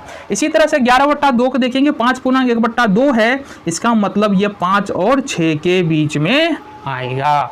तो सबसे पहला प्रश्न है हमारा 7/2 यानी कि 3 पूर्णांक 1/2। इसको हम लोग संख्या रेखा पर कैसे दिखाएंगे, तो सबसे पहले हम बनाएंगे संख्या रेखा यानी कि नंबर लाइन। ये बना हमारा नंबर लाइन, ये 0 हो गया। हमने क्या कहा, 7/2 मतलब 3 पूर्णांक 1/2, दोनों एक ही बात है। तो यहाँ पर ये 3 और 4 के बीच में आएगा, यहाँ पर 3 है तो ये 3 और 4 के बीच में आएगा संख्या रेखा पर। तो ये 1 हो गया, ये 2 हो गया, ये 3 हो गया और यहाँ थोड़ा और आगे बढ़ा दे 4 हो गया। ये 1 2 3 4, ये 4। देखो जीरो से हम दाहिनी तरफ चलते हैं तो जो भी वैल्यूज होते हैं वो पॉजिटिव होते हैं, जीरो से बाईं ओर चलते हैं जो भी वैल्यूज होते हैं वो नेगेटिव होते हैं। और लिखने में गलती मत करना, ऐसा नहीं यहाँ से 1 2 3 4 किए हैं तो इधर से हम करेंगे 1 2 3 4, ऐसा नहीं है। जीरो से इधर चलेंगे 1 2 3 4, -1 -2 -3 -4। आधे क्लियर है? ये हो गया हमारा नेगेटिव वैल्यू। अब सवाल उठता है हमको दिखाना है 7/2 या 7/2। अगर इस तरह से भी प्रश्न दिया है तो तुमको इसको चेंज करना पड़ेगा। चेंज कैसे करेंगे अभी तुरंत हमने यहाँ पर ये बताया है, इसलिए हमने पहले ही बता दिया है। तो 3.1/2 को हमको दिखाना है। तो अभी फिलहाल में देखो ये जो 3 है ना, इसका वो काम क्या है? 3 का काम बस इतना है कि ये हमको बता देगा कि ये जो नंबर है वो 3 और 4 के बीच में आएगा। मतलब ये नंबर कहीं हमारे इस वाले में आ रहा है, इस वाले, हम इसको कर दे रहे हैं, ये वाला नंबर जो है ना हमारा इस वाले पोर्शन में आ रहा है। बस इतना इसका बताने का काम है ना। इसको हमने घेर लिया। अब बात वही आ रहा है कि 3.1/2 है। अब हमको 1/2 से ही मतलब है, 1/2 से ही मतलब है। तो इसके लिए 3 और 4 के बीच में जो भी स्पेस है हमारे पास उसको 2 भाग में बांटेंगे। इसको 2 भाग में हमने बांटा। ऊपर में हर में अंश में 1 है, इसका मतलब ये जो है ना ये वाला यहाँ से गिनेंगे 1 और ये हो गया 2। तो ये जो पॉइंट है ना ये हो गया हमारा 3.1/2। क्लियर है बात? क्लियर है बात? चलो जी, फिर इधर से अगर देखेंगे जीरो के बाईं तरफ आएंगे तो 3 और 4 इस वाले भाग से हमको मतलब है। माइनस में चलेंगे ना तो इस वाले भाग से हमको मतलब है। फिर से सेम काम करेंगे। यहाँ पर क्या करना है ना, 3 और 4 का काम बस इतना था, ये बता दे कि बाबू ये कहाँ पर आ रहा है। तो 3.1/4 अगर आ रहा है, 3.1/2 अगर आ रहा है, इसका मतलब ये 3 और 4 के बीच में आएगा। तो 3 का काम खत्म। अब 1/2, यहाँ पर 1/2 में देखोगे यहाँ लिखा है ना हर 2 है, हर 2 है, मतलब 3 और 4 को 2 बराबर भाग में बांटेंगे और अंश 1 है। इसका मतलब है ये पहले नंबर, ये पहला नंबर और ये दूसरा नंबर, ये हो जाएगा 3.1/2 माइनस में। क्लियर है बात? क्लियर है ना? चलो जी, तो यहाँ पर हम कुछ और प्रश्नों को देख लेते हैं ताकि जो भी हमारा कंफ्यूजन है वो पूरी तरीके से दूर हो जाए। तो हम बात कर रहे हैं संख्या रेखा के बारे में ना। संख्या रेखा पर आधारित कुछ प्रश्नों को हमने यहाँ पर देखा है और उन प्रश्नों की बात करें ना तो उन प्रश्नों में से कुछ प्रश्न अब हमको देखना है। देखो प्रश्न हमारे पास अगर हमको 7/4 को संख्या रेखा पर दिखाना है या -7/4 को संख्या रेखा पर दिखाना है तो इसको किस प्रकार से दिखा सकते हैं। अब देखो इसको 7/4 या -7/4 को संख्या रेखा पर दिखाने के लिए तुमको कुछ नहीं करना है। सबसे पहले इसको 7/4 में 7 में 4 से भाग दो, एक बार में लगेगा। 4 एकम 4, 7 में 4 3। इसको पूर्णांक के रूप में लिखना है। मतलब 7/4 को हम क्या लिख सकते हैं? 7/4 को इस प्रकार से लिख सकते हैं 1.3/4। इसके बारे में हमने वीडियो के शुरू में ही बताया है, 1.3/4। तो इसको लिखेंगे 1.3/4। तो ये 7/4 बराबर हुआ। इसी तरह से -7/4 को लिखने के लिए जाएंगे तो यहाँ पर आएगा -1.7/4। बिल्कुल आसान, यहाँ तक तो कोई मुश्किल ही नहीं है। बिल्कुल जो हमारा ये फ्रैक्शन है, भिन्न है, उसको पूर्णांक के रूप में लिखना है। इतना काम कर लिया तुमने, किया ना? चलो, इतना काम करने के बाद करना क्या है? इतना काम करने के बाद सिंपली तुमको यहाँ पर एक नंबर लाइन बनाना है। अब नंबर लाइन बनाना हम सिखाए हैं किस तरह से बनता है नंबर लाइन। यहाँ पर हम नंबर लाइन बना लेते हैं। तो ये तो पहला स्टेप था, इतना करना। दूसरे स्टेप में हमको करना क्या है, यहाँ पर देखो पूर्णांक में कितना आ रहा है, 1 आ रहा है। देखो यहाँ से एक बात हमेशा ध्यान रखना कि अगर पूर्णांक में 1 आ रहा है, जैसे 1.2/3, तो ये जो संख्या है वो 1 और 2 के बीच में होगा। किसके बीच में संख्या रेखा पर होगा? 1 और 2 के बीच में। अगर माइनस लगा है तो माइनस में 1 और माइनस में 2 के बीच होगा। इसी तरह से अगर पूर्णांक में मान लो 2.1/3 लिखा हुआ है, तब ये जो संख्या है ये होगा तुमको माइनस में 2 और 3 के बीच में। अगर 4.5/6 लिखा हुआ है तो ये संख्या तुमको 4 और 5 के बीच में आएगा। ये दोनों बातें क्लियर है। पहला पूर्णांक तोड़ना है और दूसरा हमको क्या करना है, ये पता कर लेना है कि ये संख्या किसके किसके बीच में आ रही है। जब इतना हो जाए ना तो अभी समझो बात को। ये हमारा क्या है? 0 है। बहुत बढ़िया। हमको पता है कि ये जो नंबर है ना ये 1 और 2 के बीच में आएगा, तो इसको हम 2 इक्वल पार्ट में बांटते, क्योंकि ज़्यादा तो हमको जरूरत ही नहीं है। तो इसको 2 इक्वल पार्ट में हमने इसको बांटा। अब देखो अगर हमको पता क्या है, हमको पता ये है, यहाँ से देखना जरा, हमको पता ये है कि अगर 0 के दाहिनी तरफ चलते हैं तो प्लस में होता है मान, तो ये हो गया 1 और ये हो गया 2। और 0 के बाईं तरफ चलते हैं तो माइनस में वैल्यूज आते हैं, तो ये हो गया -1 और ये हो गया तुम्हारा -2। तो ये इस तरह से हमारे पास वैल्यूज आ चुके हैं। अब आ जाओ, यहाँ पर हमने कहा कि 7/4 को जब हमने पूर्णांक के रूप में लिखा तो ये 1 पूर्णांक 3/4 आ रहा है। इसका मतलब ये 1 और 2 के बीच में आएगा। अब 1 और 2 के बीच में मतलब ये जो आएगा ना वो कुछ यहाँ पे इस वाले पोर्शन में ही आएगा। ये हम इसको चिन्ह लगा दे रहे हैं, इस वाले पोर्शन में ही आएगा। चलो जी, अब समझो, अब ये जो 1 है ना, इस 1 का काम खत्म। अब इससे हमको कोई मतलब नहीं है। ये जैसे ही हमको पता चल गया कि ये 1 और 2 के बीच में आ रहा है, इस वाले 1 का काम खत्म। अब काम किसका बचा हुआ है समझना जरा। काम बचा हुआ है 3 और 4 का, यानी अंश और हर का। तो यहाँ पर अगर हम इसको मिटा देते हैं, यहाँ पर तुम देखो गौर से, तो ये है 3/4। एक पूर्णांक में है, लेकिन एक का सिर्फ काम क्या था, हमको बताना कि बाबू ये 1 और 2 के बीच में आ रहा है। तो यहाँ पर हर 4 है। हर कितना है? 4 है। हर 4 है, इसका मतलब 1 और 2 को 4 बराबर भाग में बांटेंगे, और इसके लिए हमको 3 पॉइंट यहाँ पर इस प्रकार से खींचना पड़ेगा।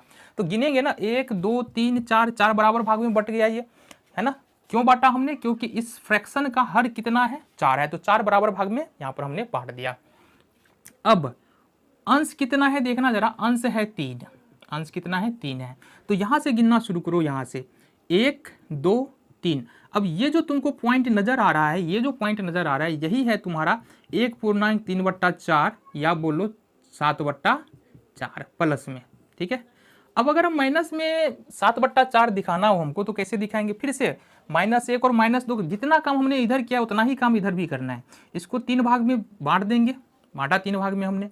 3 भाग में बांटने के 4 भाग में बांटना है ना, क्योंकि हर 4 है। तो 1 2 3, ये 4 बराबर भाग में बट गया। 1 -1 और -2, 1 2 3 4, जैसा कि तुमको यहाँ पर दिख रहा है। ठीक है। अब यहाँ पर अगर बात करें, ऊपर में अंश हमारा 3 है, तो 1 2 3। यहाँ पर ध्यान रखना, गिनने की जब गिनते हैं तो दाहिने साइड में चलेंगे तो बाएं से दाहिने चलेंगे, और जब बाएं साइड में चलेंगे तो दाहिने से बाएं चलेंगे। ठीक है। चलो यहाँ से गिनेंगे, यहाँ से 1 2 3। तो ये जो पॉइंट तुमको मिल रहा है, ये है तुम्हारा माइनस का 1 पूर्णांक 3/4 बोल लो, या फिर बोल लो माइनस का 7/4। तो अब तुमको यहाँ से समझ में आ गया होगा कि संख्या रेखा पर संख्याओं को कैसे दर्शाते हैं। हम क्या क्या बता चुके हैं। अगर देखो 2/3 को संख्या रेखा पर दर्शाना है तो कैसे दर्शाएंगे। अगर 4/3 को संख्या रेखा पर दर्शाना है कैसे दर्शाएंगे। अगर 1 पूर्णांक 1/3 को संख्या रेखा पर दर्शाना है तो कैसे दर्शाएंगे। साथ ही साथ अगर ये माइनस में है तो कैसे दर्शा सकते हैं, प्लस में है तो कैसे दर्शा सकते हैं। इन सारी बातों के बारे में हम डिस्कस कर चुके हैं। तो फाइनली इस चैप्टर में हमारे पास एक और प्रश्न आने वाला है, और इस प्रश्न को बेहतर तरीके से समझने के लिए, बेहतर तरीके से करने के लिए जो कॉन्सेप्ट अभी हम बता रहे हैं उसको समझना बहुत जरूरी है। कॉन्सेप्ट है हमारा, अगर हमारे पास 2 परिमेय संख्याओं के बीच में, परिमेय संख्या हमने पढ़ा है, तो अगर 2 परिमेय संख्याओं के बीच में बोले 1 परिमेय संख्या निकाल दो, 2 परिमेय संख्या निकाल दो, 3 परिमेय संख्या निकाल दो, या 100,000 10,000 परिमेय संख्या निकाल दो, तो हमको कैसे निकालना है। देखो 2 परिमेय संख्याओं के बीच में हम अनंत परिमेय संख्या और अनंत अपरिमेय संख्या ज्ञात कर सकते हैं। तो फिलहाल सबसे पहली बात जो है ना, सबसे पहली बात जो है, 2 परिमेय संख्याओं के बीच हमको 1 परिमेय संख्या कैसे निकालना है, इसके बारे में डिस्कस करते हैं। तो इसका तरीका बहुत आसान है ना। हमने कहा 2 परिमेय संख्याओं के बीच 1 परिमेय संख्या निकालना। 1 परिमेय संख्या निकालना बहुत आसान है। यहाँ पर हमको करना क्या होता है, जो भी 2 परिमेय संख्या दिया हुआ है ना, उस परिमेय संख्या का औसत निकालना होता है। कहने का मतलब है, सपोज हमारे पास यदि ए और बी, गौर से देखना, ए और बी 2 परिमेय संख्या है, तो ए और बी के बीच 1 परिमेय संख्या, यही चाहिए हमको, 1 परिमेय संख्या। देखो बिल्कुल आसानी के साथ निकाल पाएंगे। इसके लिए हम इस प्रकार से, हमने पहले ही कहा कि औसत निकालना है। औसत निकालने का मतलब क्या है कि हमको संख्याओं को जोड़ना है, और जितनी भी संख्याएं हैं उससे हमको, उतने से हमको नीचे में भाग देना है। तो यहाँ पर क्या है, 2 संख्याएं हैं, तो 2 संख्याओं का योग करना है और उसमें 2 से हमको भाग करना है। एक उदाहरण से तुमको बेहतर तरीके में समझ में आएगा। सपोज हमको 1 और 2 के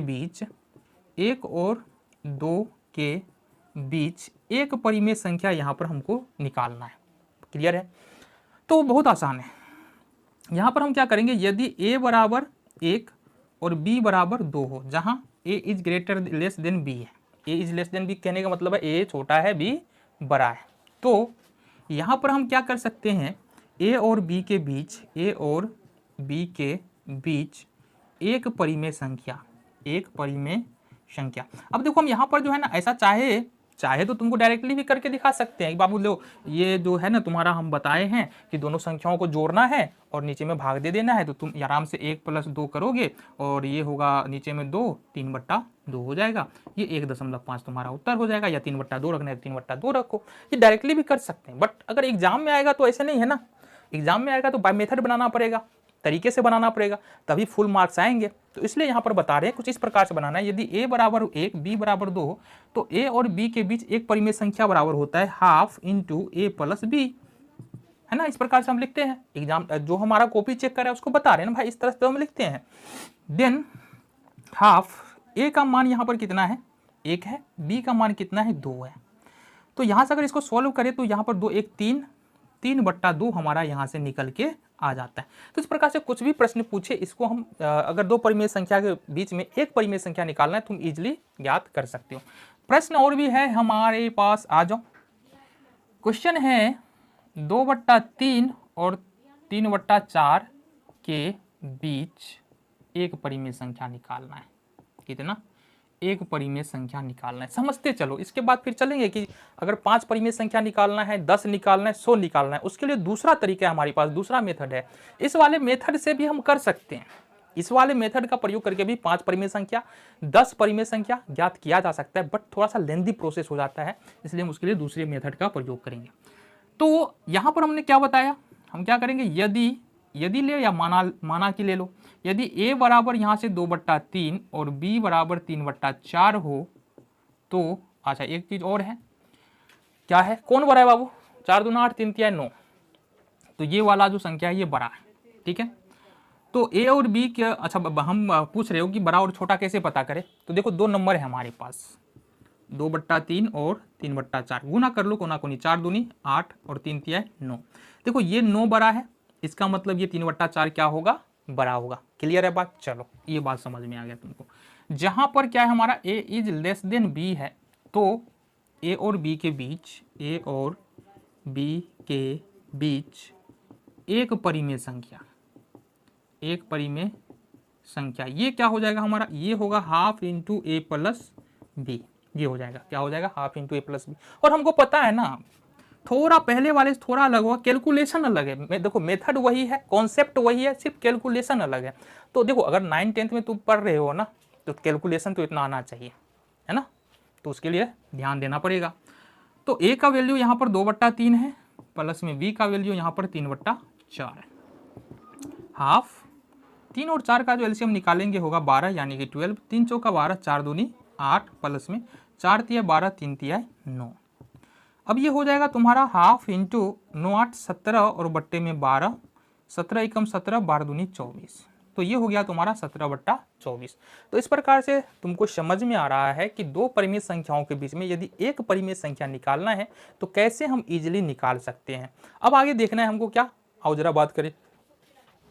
तो फिलहाल हम आगे बढ़ते हैं और आगे बढ़ते हुए हम चलते हैं कुछ और प्रश्नों के तरफ। अब ये जो प्रश्न है, जो पीछे वाले प्रश्न हमने देखा कि दो परिमेय संख्याओं के बीच में एक परिमेय संख्या निकालना है, बिल्कुल अलग होने वाला है उससे, है ना। अब तुम्हारे दिमाग में ये आ रहा होगा ना कि हम तो बात कर रहे थे कि 10, 100, 1000 परिमेय संख्या कैसे निकाले, उसके बारे में भी बात करेंगे, बट यहाँ पर हम कुछ महत्वपूर्ण प्रश्न है जिसको समझना और करना बेहद ही जरूरी हो जाता है।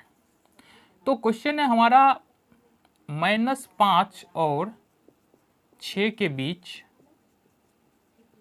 है ना, 5 परिमेय संख्या निकालना है हमको, 5 परिमेय संख्या निकालना है, ये प्रश्न है हमको। थोड़ा सा अलग प्रश्न है और बिल्कुल आसान है, बिल्कुल मुश्किल यहाँ पर नहीं होने वाला। इसके सॉल्यूशन को देखते हैं। देखो हमको क्या पता है, हम क्या जानते हैं, हम जानते हैं कि -5 से बड़ा होगा -4, -4 से बड़ा होगा -3, -3 से बड़ा होगा -2, -2 से बड़ा होगा -1 और -1 से बड़ा होगा 0। इस तरह से 1, 2, 3, 4, 5, 6। कहने का मतलब है -5 और 6 के बीच में ये सारी की सारी परिमेय संख्याएं तुम्हारा मिल रहा है। ठीक है, इतनी परिमेय संख्या मिल रही है। अब अगर हमको बोला जा रहा है 5 परिमेय संख्या लिखने के लिए, तो क्या लिख सकते हैं, देखो जरा। अतः हम क्या लिख सकते हैं, अतः -5 और 6 के बीच 5 परिमेय संख्याएं, 5 परिमेय संख्याएं क्या क्या हो सकता है, -4 हो सकता है, -3 हो सकता है, -4 ना होगा जी, -3 हो सकता है, हाँ जी -4 भी होगा ना, -4, -3, -2, -1, 0, बस यहीं तक तो 5 अपना आ रहा है। 6 बोलेगा 6 भी लिख देंगे, 7 बोलेगा 7 भी लिख देंगे, 8 बोलेगा 8 भी हम इजीली लिख सकते हैं। यहाँ पर हमको देखना है कि यदि दो परिमेय संख्याओं के बीच में हमको 2 या 2 से अधिक परिमेय संख्या निकालना है तो किस प्रकार से निकाल सकते हैं। अब देखो ये जो प्रश्न है ना, इस प्रश्न को हम बिल्कुल आसानी से कर पाएंगे अगर तुम यहाँ से इस मेथड के बारे में जान पाते हो, है ना। ईजीएस्ट मेथड है अपना, बस थोड़ा सा समझना है। ठीक है, कैसे कर सकते आओ समझते। सबसे पहले यहाँ पर हमारे पास है ना 2 परिमेय संख्याएं, कौन कौन सी है, एक है x/a और दूसरा है y/a। ये 2 परिमेय संख्याएं, परिमेय संख्याएं। चलो जी, ये पहली बात है। तो दूसरी बात यहाँ पर ये है कि यहाँ पर x/a जो है वो छोटा है y/a से। अब इस दोनों के बीच हमको क्या करना है, n परिमेय संख्या निकालना है, n परिमेय संख्या। तो अब ये n परिमेय संख्या मतलब क्या है, n बराबर क्या है कि नंबर ऑफ रेशनल नंबर है, परिमेय संख्याओं की संख्या है। तो इसके लिए बहुत आसान तरीका है, यहाँ पर समझेंगे कैसे करेंगे। सबसे पहले करेंगे x/, लो x/a, ये तो ऐसा रहेगा ही, यहाँ पर होगा n+1 और नीचे भी होगा n+1, बस ये तो सारे में आएगा। ठीक है, देन यहाँ पर +1, ये पहली परिमेय संख्या है। देन दूसरा करेंगे x × n+1 × n+a × n+1 और ये आ जाएगा 2, ये दूसरा परिमेय संख्या है। इसी तरह से x × n+1 बट्टे a × n+1 और ये हो जाएगा तुम्हारा 3, ये तीसरा परिमेय संख्या है। इस तरह से तुम जितना परिमेय संख्या निकालना चाहते हो उतना परिमेय संख्या निकाल सकते हो। ठीक है, तो n क्या है, n है हमारा परिमेय संख्याओं की कितनी संख्या हमको निकालना है। अब उदाहरण की बात करते हैं। सपोज हमारे पास एक प्रश्न है कि 2/3 और 4/3, इसके बीच में 5 परिमेय संख्या निकालना है। कितनी निकालना है, 5 निकालना है। तो यहाँ पर देखेंगे ना, यहाँ पर तो क्या होगा हमारे पास, माना कि x/a बराबर हो जाएगा 2/3 और y/a बराबर हो जाएगा 4/3। ये निकल के आ गया हमारे पास, निकल के आ गया, कोई दिक्कत नहीं है। हमको n का मान कितना मिल रहा है, यहाँ पर n का मान मिल रहा है 5। 5 परिमेय संख्याएं हमको यहाँ से निकालनी है, बिल्कुल आसानी से निकाल पाएंगे। कैसे निकाल पाएंगे, देखो यहाँ से, यहाँ पर कह रहा है क्या कि x × n+1, तो x का मान यहाँ पर कितना है, 2 है, n का मान यहाँ पर 5 है, तो 5 + 1 करेंगे और बट्टे में यहाँ पर a का मान यहाँ पर 3 है, n+1 यहाँ भी करना है और ऊपर में +1 कर देंगे। ये पहला परिमेय संख्या यहाँ से हमारा निकल के आ गया, बिल्कुल आसान है। यहाँ पर देखना दूसरी परिमेय संख्या निकाल लेना, तो सेम यही काम करना है, 2 × 5 + 1 और प्लस में 2 बट्टे में 3 × 5 + 1। ठीक है जी, ये दूसरी परिमेय संख्या है। तीसरी परिमेय संख्या निकालेंगे 2 × 5 + 1 और बट्टे में 5, क्या ये 3 × 5 + 1 और यहाँ पर हम कर देंगे 3। इसी तरह से आगे हम बढ़ते जाए तो चौथी परिमेय संख्या अगर हमको बोला जाए तो क्या करेंगे, चौथी परिमेय संख्या ज्ञात करने के लिए 2 × 5 + 1 और × 3 × 5 + 1 और प्लस में 4। और पाँचवीं बोला जाए तो क्या करेंगे, 2 × 5 + 1 + 5 कर लेंगे और यहाँ से 3 × 5 + 1 हो जाएगा। अब इसको एक बार सॉल्व करो। अच्छा, इसको आप सॉल्व करोगे तो क्या आएगा, यहाँ पर देखना 5 × 1 = 6, 6 × 2 = 12, 1 13/5 × 1 = 18, 13/18, 13/18, ये आ जाएगा 14/18, ये आ जाएगा 15/18, ये आएगा 16/18, ये आएगा 17/18। ठीक है, 1 2 3 4 5, 5 × 1 = 6 × 2 = 12, 5 17। तो ये तुम्हारा 5 परिमेय संख्याएं यहाँ से निकल के आ जाता है। तो इस मेथड का प्रयोग करके, अगर तुमको समझ में आ रहा है तो इस मेथड का प्रयोग करके बिल्कुल आसानी के साथ तुम किसी भी परिमेय संख्याओं के बीच में, अगर तुमको परिमेय संख्या निकालना है, 2 निकालना है, 4 निकालना है, 10 निकालना है, 20 निकालना है, इसलिए निकाल सकते हो।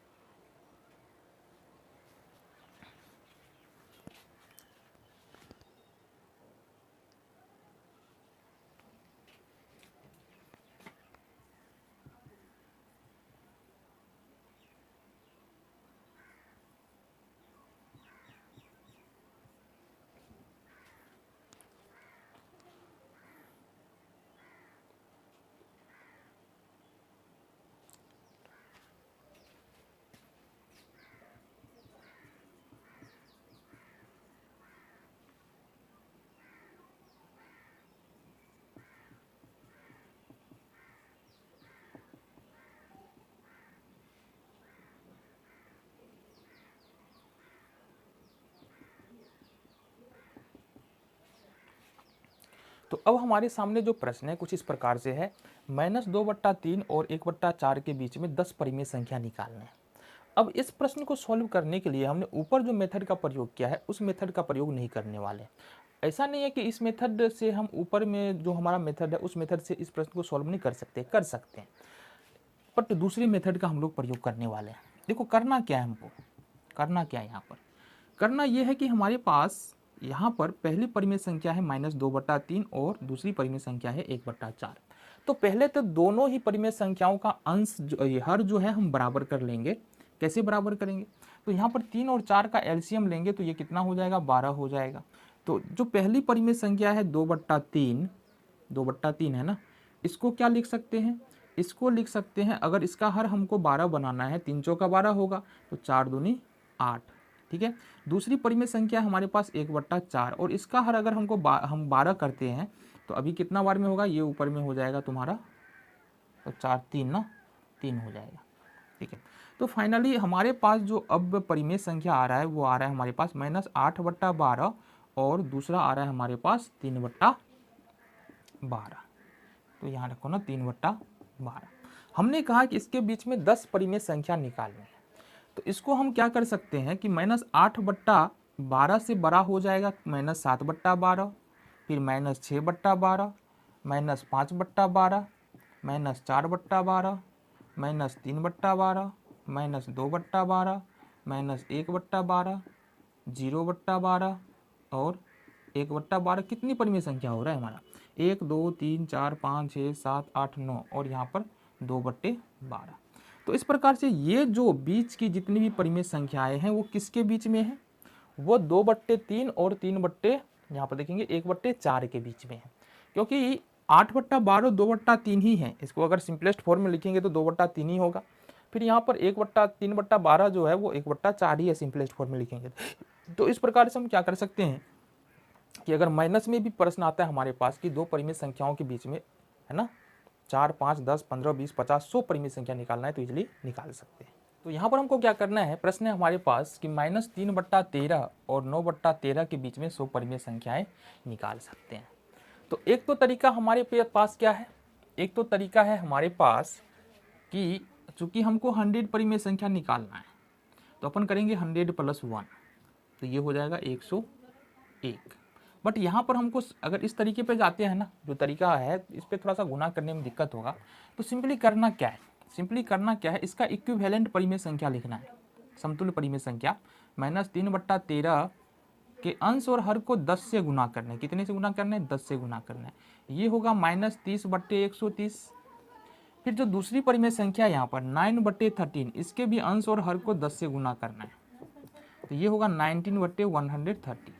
यहाँ हमको पता है कि इसका हर समान है, हमने सिर्फ 10 से गुना किया है अंश और हर में, तो ये इक्विवेलेंट नंबर प्राप्त हो रहे, समतुल्य परिमेय संख्या, लेकिन यह 3/13 के ही बराबर है, माइनस 30/130 3/13 के बराबर है, 90/130 यहाँ पर 9/13 के बराबर है। हमको पता क्या है, हमको पता ये है कि देखना जरा, हम जानते हैं कि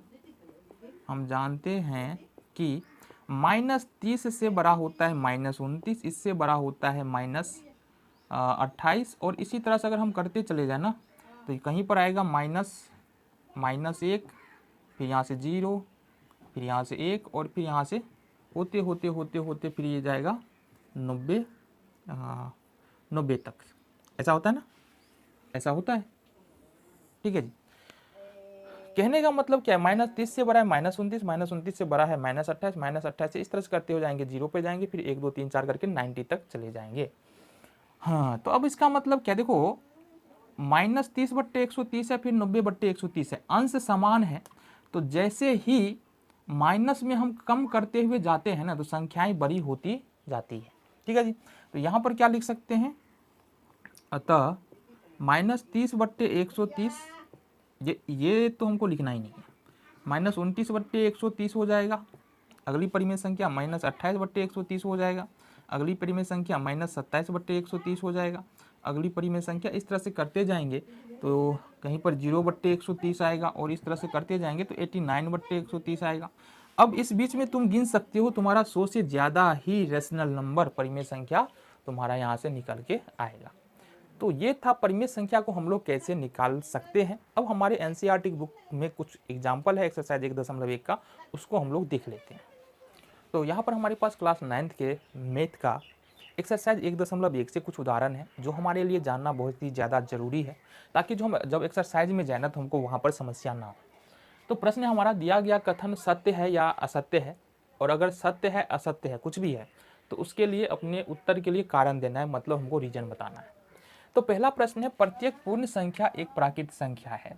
तो अगर हम यहाँ पर देखेंगे, प्राकृत संख्या का जो कलेक्शन होता है, जो समूह होता है, वो इस प्रकार से होता है, ठीक है, ये इस प्रकार से होता है, और पूर्ण संख्या का जो समूह होता है वो कुछ इस प्रकार से होता है। तो प्रश्न हमारा ये है कि प्रत्येक पूर्ण संख्या, मतलब पूर्ण संख्या मतलब ये वाली संख्या, प्रत्येक पूर्ण संख्या एक प्राकृत संख्या है। तो ये बात तो सही है, काफ़ी हद तक सही है कि जितनी भी पूर्ण संख्याएं हैं वो प्राकृतिक संख्या तो है, बट यहाँ पर 0 एक ऐसी पूर्ण संख्या है जो प्राकृतिक संख्या नहीं है। तो यहाँ पर क्या लिखेंगे, ये कथन हो जाएगा हमारा असत्य। असत्य क्यों हो जाएगा, लिखेंगे क्योंकि 0 एक पूर्ण संख्या है जो प्राकृत संख्या नहीं है। ये हो गया तुम्हारा उत्तर, ठीक है। दूसरे नंबर का प्रश्न है, प्रत्येक पूर्णांक एक परिमेय संख्या है। अब यहाँ पर देखेंगे कि जो पूर्णांक होता है उसको हम कैसे सूचित करते हैं। तो यहाँ से देखेंगे -3, -2, -1, 0, 1, 2, 3, 4, ये पूर्णांक होता है। क्या होता है, ये पूर्णांक होता है। प्रश्न हमारा ये है कि प्रत्येक पूर्णांक एक परिमेय संख्या होता है। अब देखो, परिमेय संख्या का जो फॉर्म होता है, रूप होता है, वो P/Q होता है, यानी एक फ्रैक्शन के रूप में रहता है, जहां पर P और Q दोनों जो है वो क्या होता है, पूर्णांक ही होता है। अब अगर हमको -3 लिखना है तो इसको अपन ऐसे भी तो लिख सकते हैं, -3/1। अब देख रहे हैं -3 एक पूर्णांक है, यानी P भी एक पूर्णांक है और Q भी एक पूर्णांक है, तो -3/1 कौन सी संख्या हो जाएगा, एक परिमेय संख्या हो जाएगा। इस तरह से अगर हम सभी के नीचे में 1 डाल दे तो ये P/Q के फॉर्म में तो दिख रहा है, और सबका मान भी नहीं बदल रहा है। क्यों बदलेगा मान, 4/1 लिखेंगे तो 4 ही होगा ना, और ये P/Q के फॉर्म में भी है। ये इसलिए हम क्या बोल सकते हैं कि यह सत्य है। क्या है, ये सत्य है। बाद बाकी रीजन तो यहाँ पर तुमको हम बता ही चुके हैं क्यों सत्य है, ठीक है जी। अगला प्रश्न है, प्रत्येक परिमेय संख्या एक पूर्णांक संख्या। प्रत्येक परिमेय संख्या एक पूर्णांक संख्या है। अब देखो ऊपर वाले देखो z बराबर, यानी पूर्णांक संख्या का जो समूह होता है, -3, -2, -1, 0, 1, 2, 3, 4, कुछ इस प्रकार से होता है पूर्णांक संख्या का समूह। जो परिमेय संख्या होता है, परिमेय संख्या होता है जिसको अपन Q से इंडिकेट करते हैं, Q से इंडिकेट करते हैं, वो कुछ इस प्रकार से होता है। ऐसे फ्रैक्शन वाला नंबर भी आता है, यही दिक्कत है, यही दिक्कत है। यहाँ पर ये 4 तो हो जाएगा, 5 तो हो जाएगा, -3 पूर्णांक हो जाएगा। ये तो पूर्णांक है और परिमेय संख्या भी है, बट ये वाला जो नंबर है 2/3 -1/13 -2/15 ये पूर्णांक संख्या नहीं है, मतलब ये हो जाएगा क्या, असत्य। क्यों असत्य हो जाएगा कि लिख देंगे ना बाबू, ये देखो 2/3 एक परिमेय संख्या है, लेकिन पूर्णांक नहीं है, हो गया अपना काम।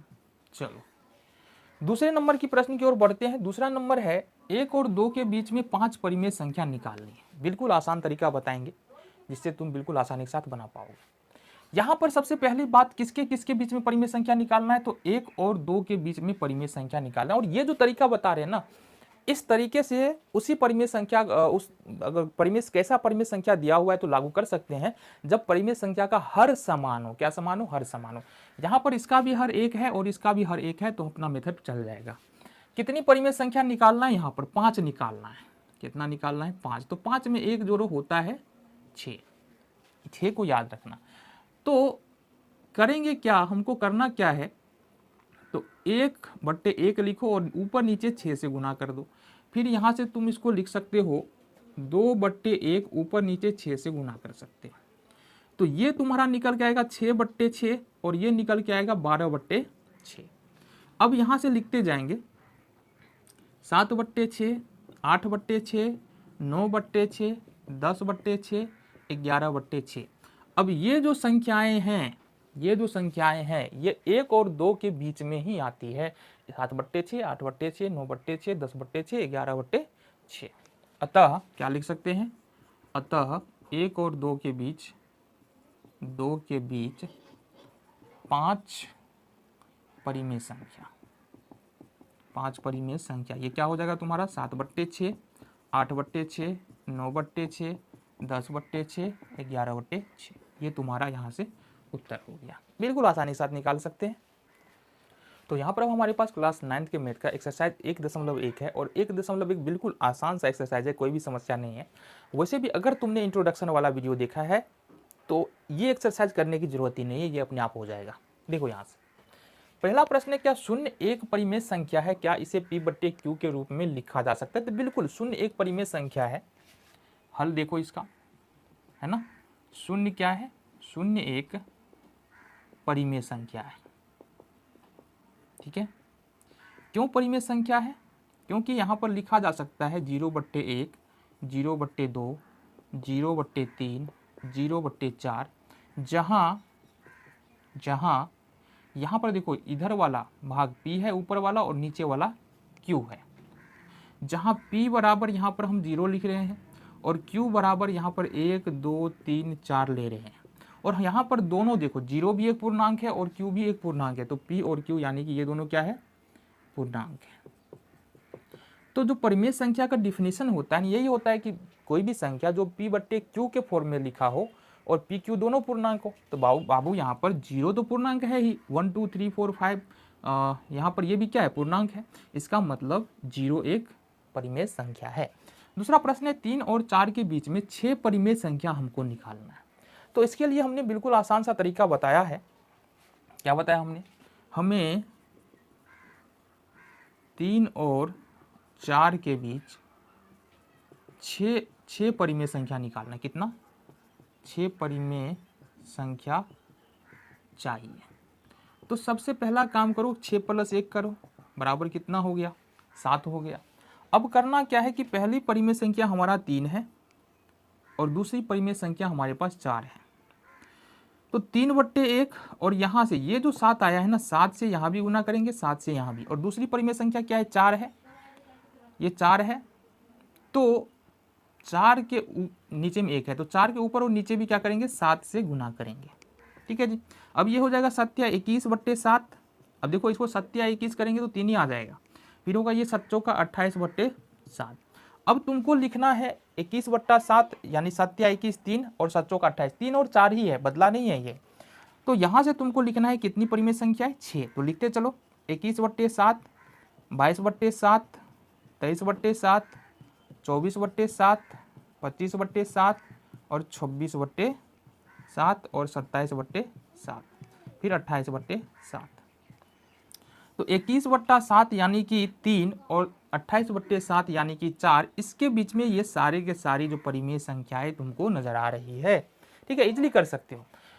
अगला प्रश्न है प्रश्न संख्या 3। ये भी बिल्कुल आसान है और थोड़ा सा अलग है हमारा जो ये जो वाला जो प्रश्न है ना, 3 और 4 के बीच में 6 परिमेय संख्या निकालना है, इससे थोड़ा सा अलग है, बट इजली कर पाएंगे। कैसे कर पाएंगे और जरा हम देखते हैं। 5 परिमेय संख्या निकालना है। ठीक है, तो हमें 5 परिमेय संख्या निकालना है। 5 परिमेय संख्या निकालना है। ठीक है, इसलिए हम करेंगे क्या, 5 + 1 बराबर कर लेंगे यहाँ पर 6।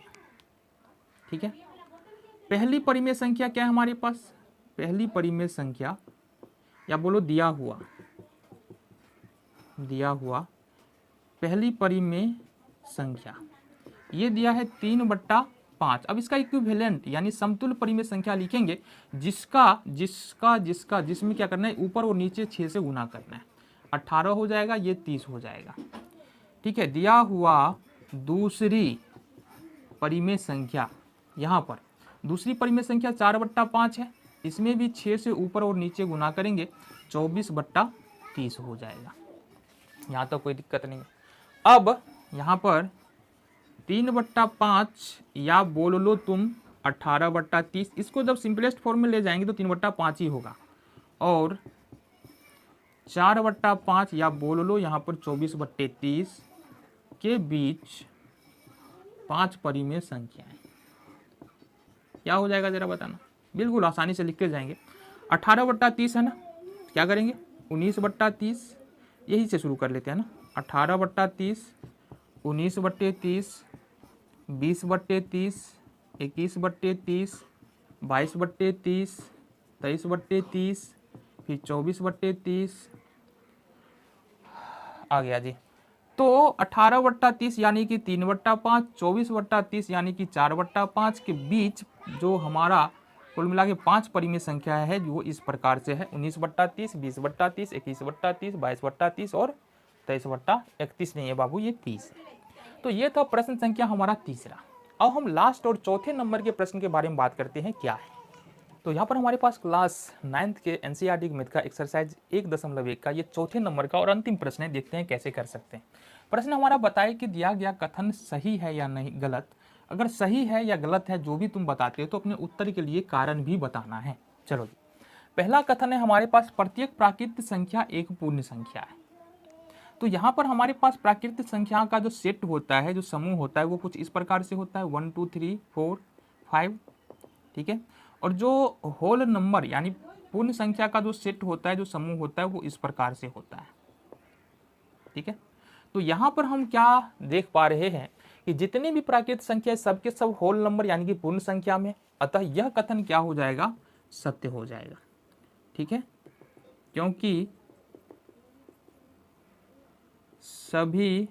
ऐसा बोल सकते हैं ना, क्योंकि प्राकृत संख्या के समूह में ही जीरो मिलाने से पूर्ण संख्या का समूह बनता है। पूर्ण संख्या का समूह बनता है। ये हो गया तुम्हारा। दूसरा प्रश्न हमारा, प्रत्येक पूर्णांक एक पूर्ण संख्या है। अब पूर्णांक में देखेंगे ना, पूर्णांक में देखेंगे तो इसमें क्या आता है, इसमें आता है तुम्हारा -3, -2, -1, 0, 1, 2, 3। कहने का मतलब है कि पूर्णांक में नेगेटिव नंबर भी आता है, जीरो भी आता है और पॉजिटिव नंबर भी आता है। लेकिन पूर्ण संख्या में क्या आता है, पूर्ण संख्या की बात करें तो सिर्फ और सिर्फ यहाँ पर जीरो और पॉजिटिव नंबर ही आता है। इसका मतलब तो ये हो गया कि प्रत्येक पूर्णांक संख्या पूर्ण संख्या नहीं है। क्यों नहीं है, ये हो जाएगा असत्य। ये असत्य क्यों हो जाएगा, क्योंकि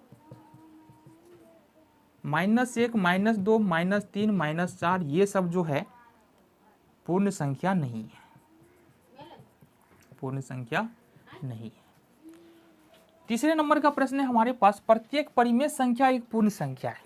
अब जैसा कि तुमको पता है कि पूर्ण संख्या यानी कि होल नंबर जो होता है कुछ इस प्रकार से होता है तुम्हारा, 0, 1, 2, 3, 4, 5 इस प्रकार से। और जो परिमेय संख्या होता है वो तुम्हारा किस फॉर्म में होता है, ये 2/3 भी हो सकता है, 4 भी हो सकता है, 0 भी हो सकता है, -5/2 भी हो सकता है, -3 भी हो सकता है ना। तो यहाँ पर बात ये है, कि यहाँ पर जो है ना, ये क्यू हमारा क्या है, रेशनल नंबर यानी परिमेय संख्या है। तो होल नंबर में तो फ्रैक्शन वाला नंबर है ही नहीं, ना ही यहाँ पर माइनस वाला नंबर है, ना ही फ्रैक्शन वाला नंबर है। तो यहाँ पर हम क्या बोलेंगे, ये पहली बात तो ये कथन है असत्य। क्यों असत्य है? क्योंकि ऋणात्मक संख्याएं, ऋणात्मक और भिन्नात्मक संख्याएं पूर्ण संख्याएं नहीं होती है, पूर्ण संख्याएं नहीं होती है। अब बात तो वही है, 2/3 भिन्नात्मक संख्या है, -3 ऋणात्मक संख्या है, ये परिमेय संख्या में आता है, बट ये पूर्ण संख्या में तो नहीं आ रहा है ना। तो हम क्या लिख सकते हैं, क्योंकि ऋणात्मक और भिन्नात्मक संख्या है, पूर्ण संख्या में नहीं आती है, नहीं होती है, जबकि यह क्या है, परिमेय संख्या है। ठीक है, ये हो गया तुम्हारा। तो ये हो गया क्लास 9th के एनसीईआरटी के मैथ का एक्सरसाइज 1.1 का सॉल्यूशन। मिलते हैं अगले चैप्टर के इंट्रोडक्शन वीडियो के साथ।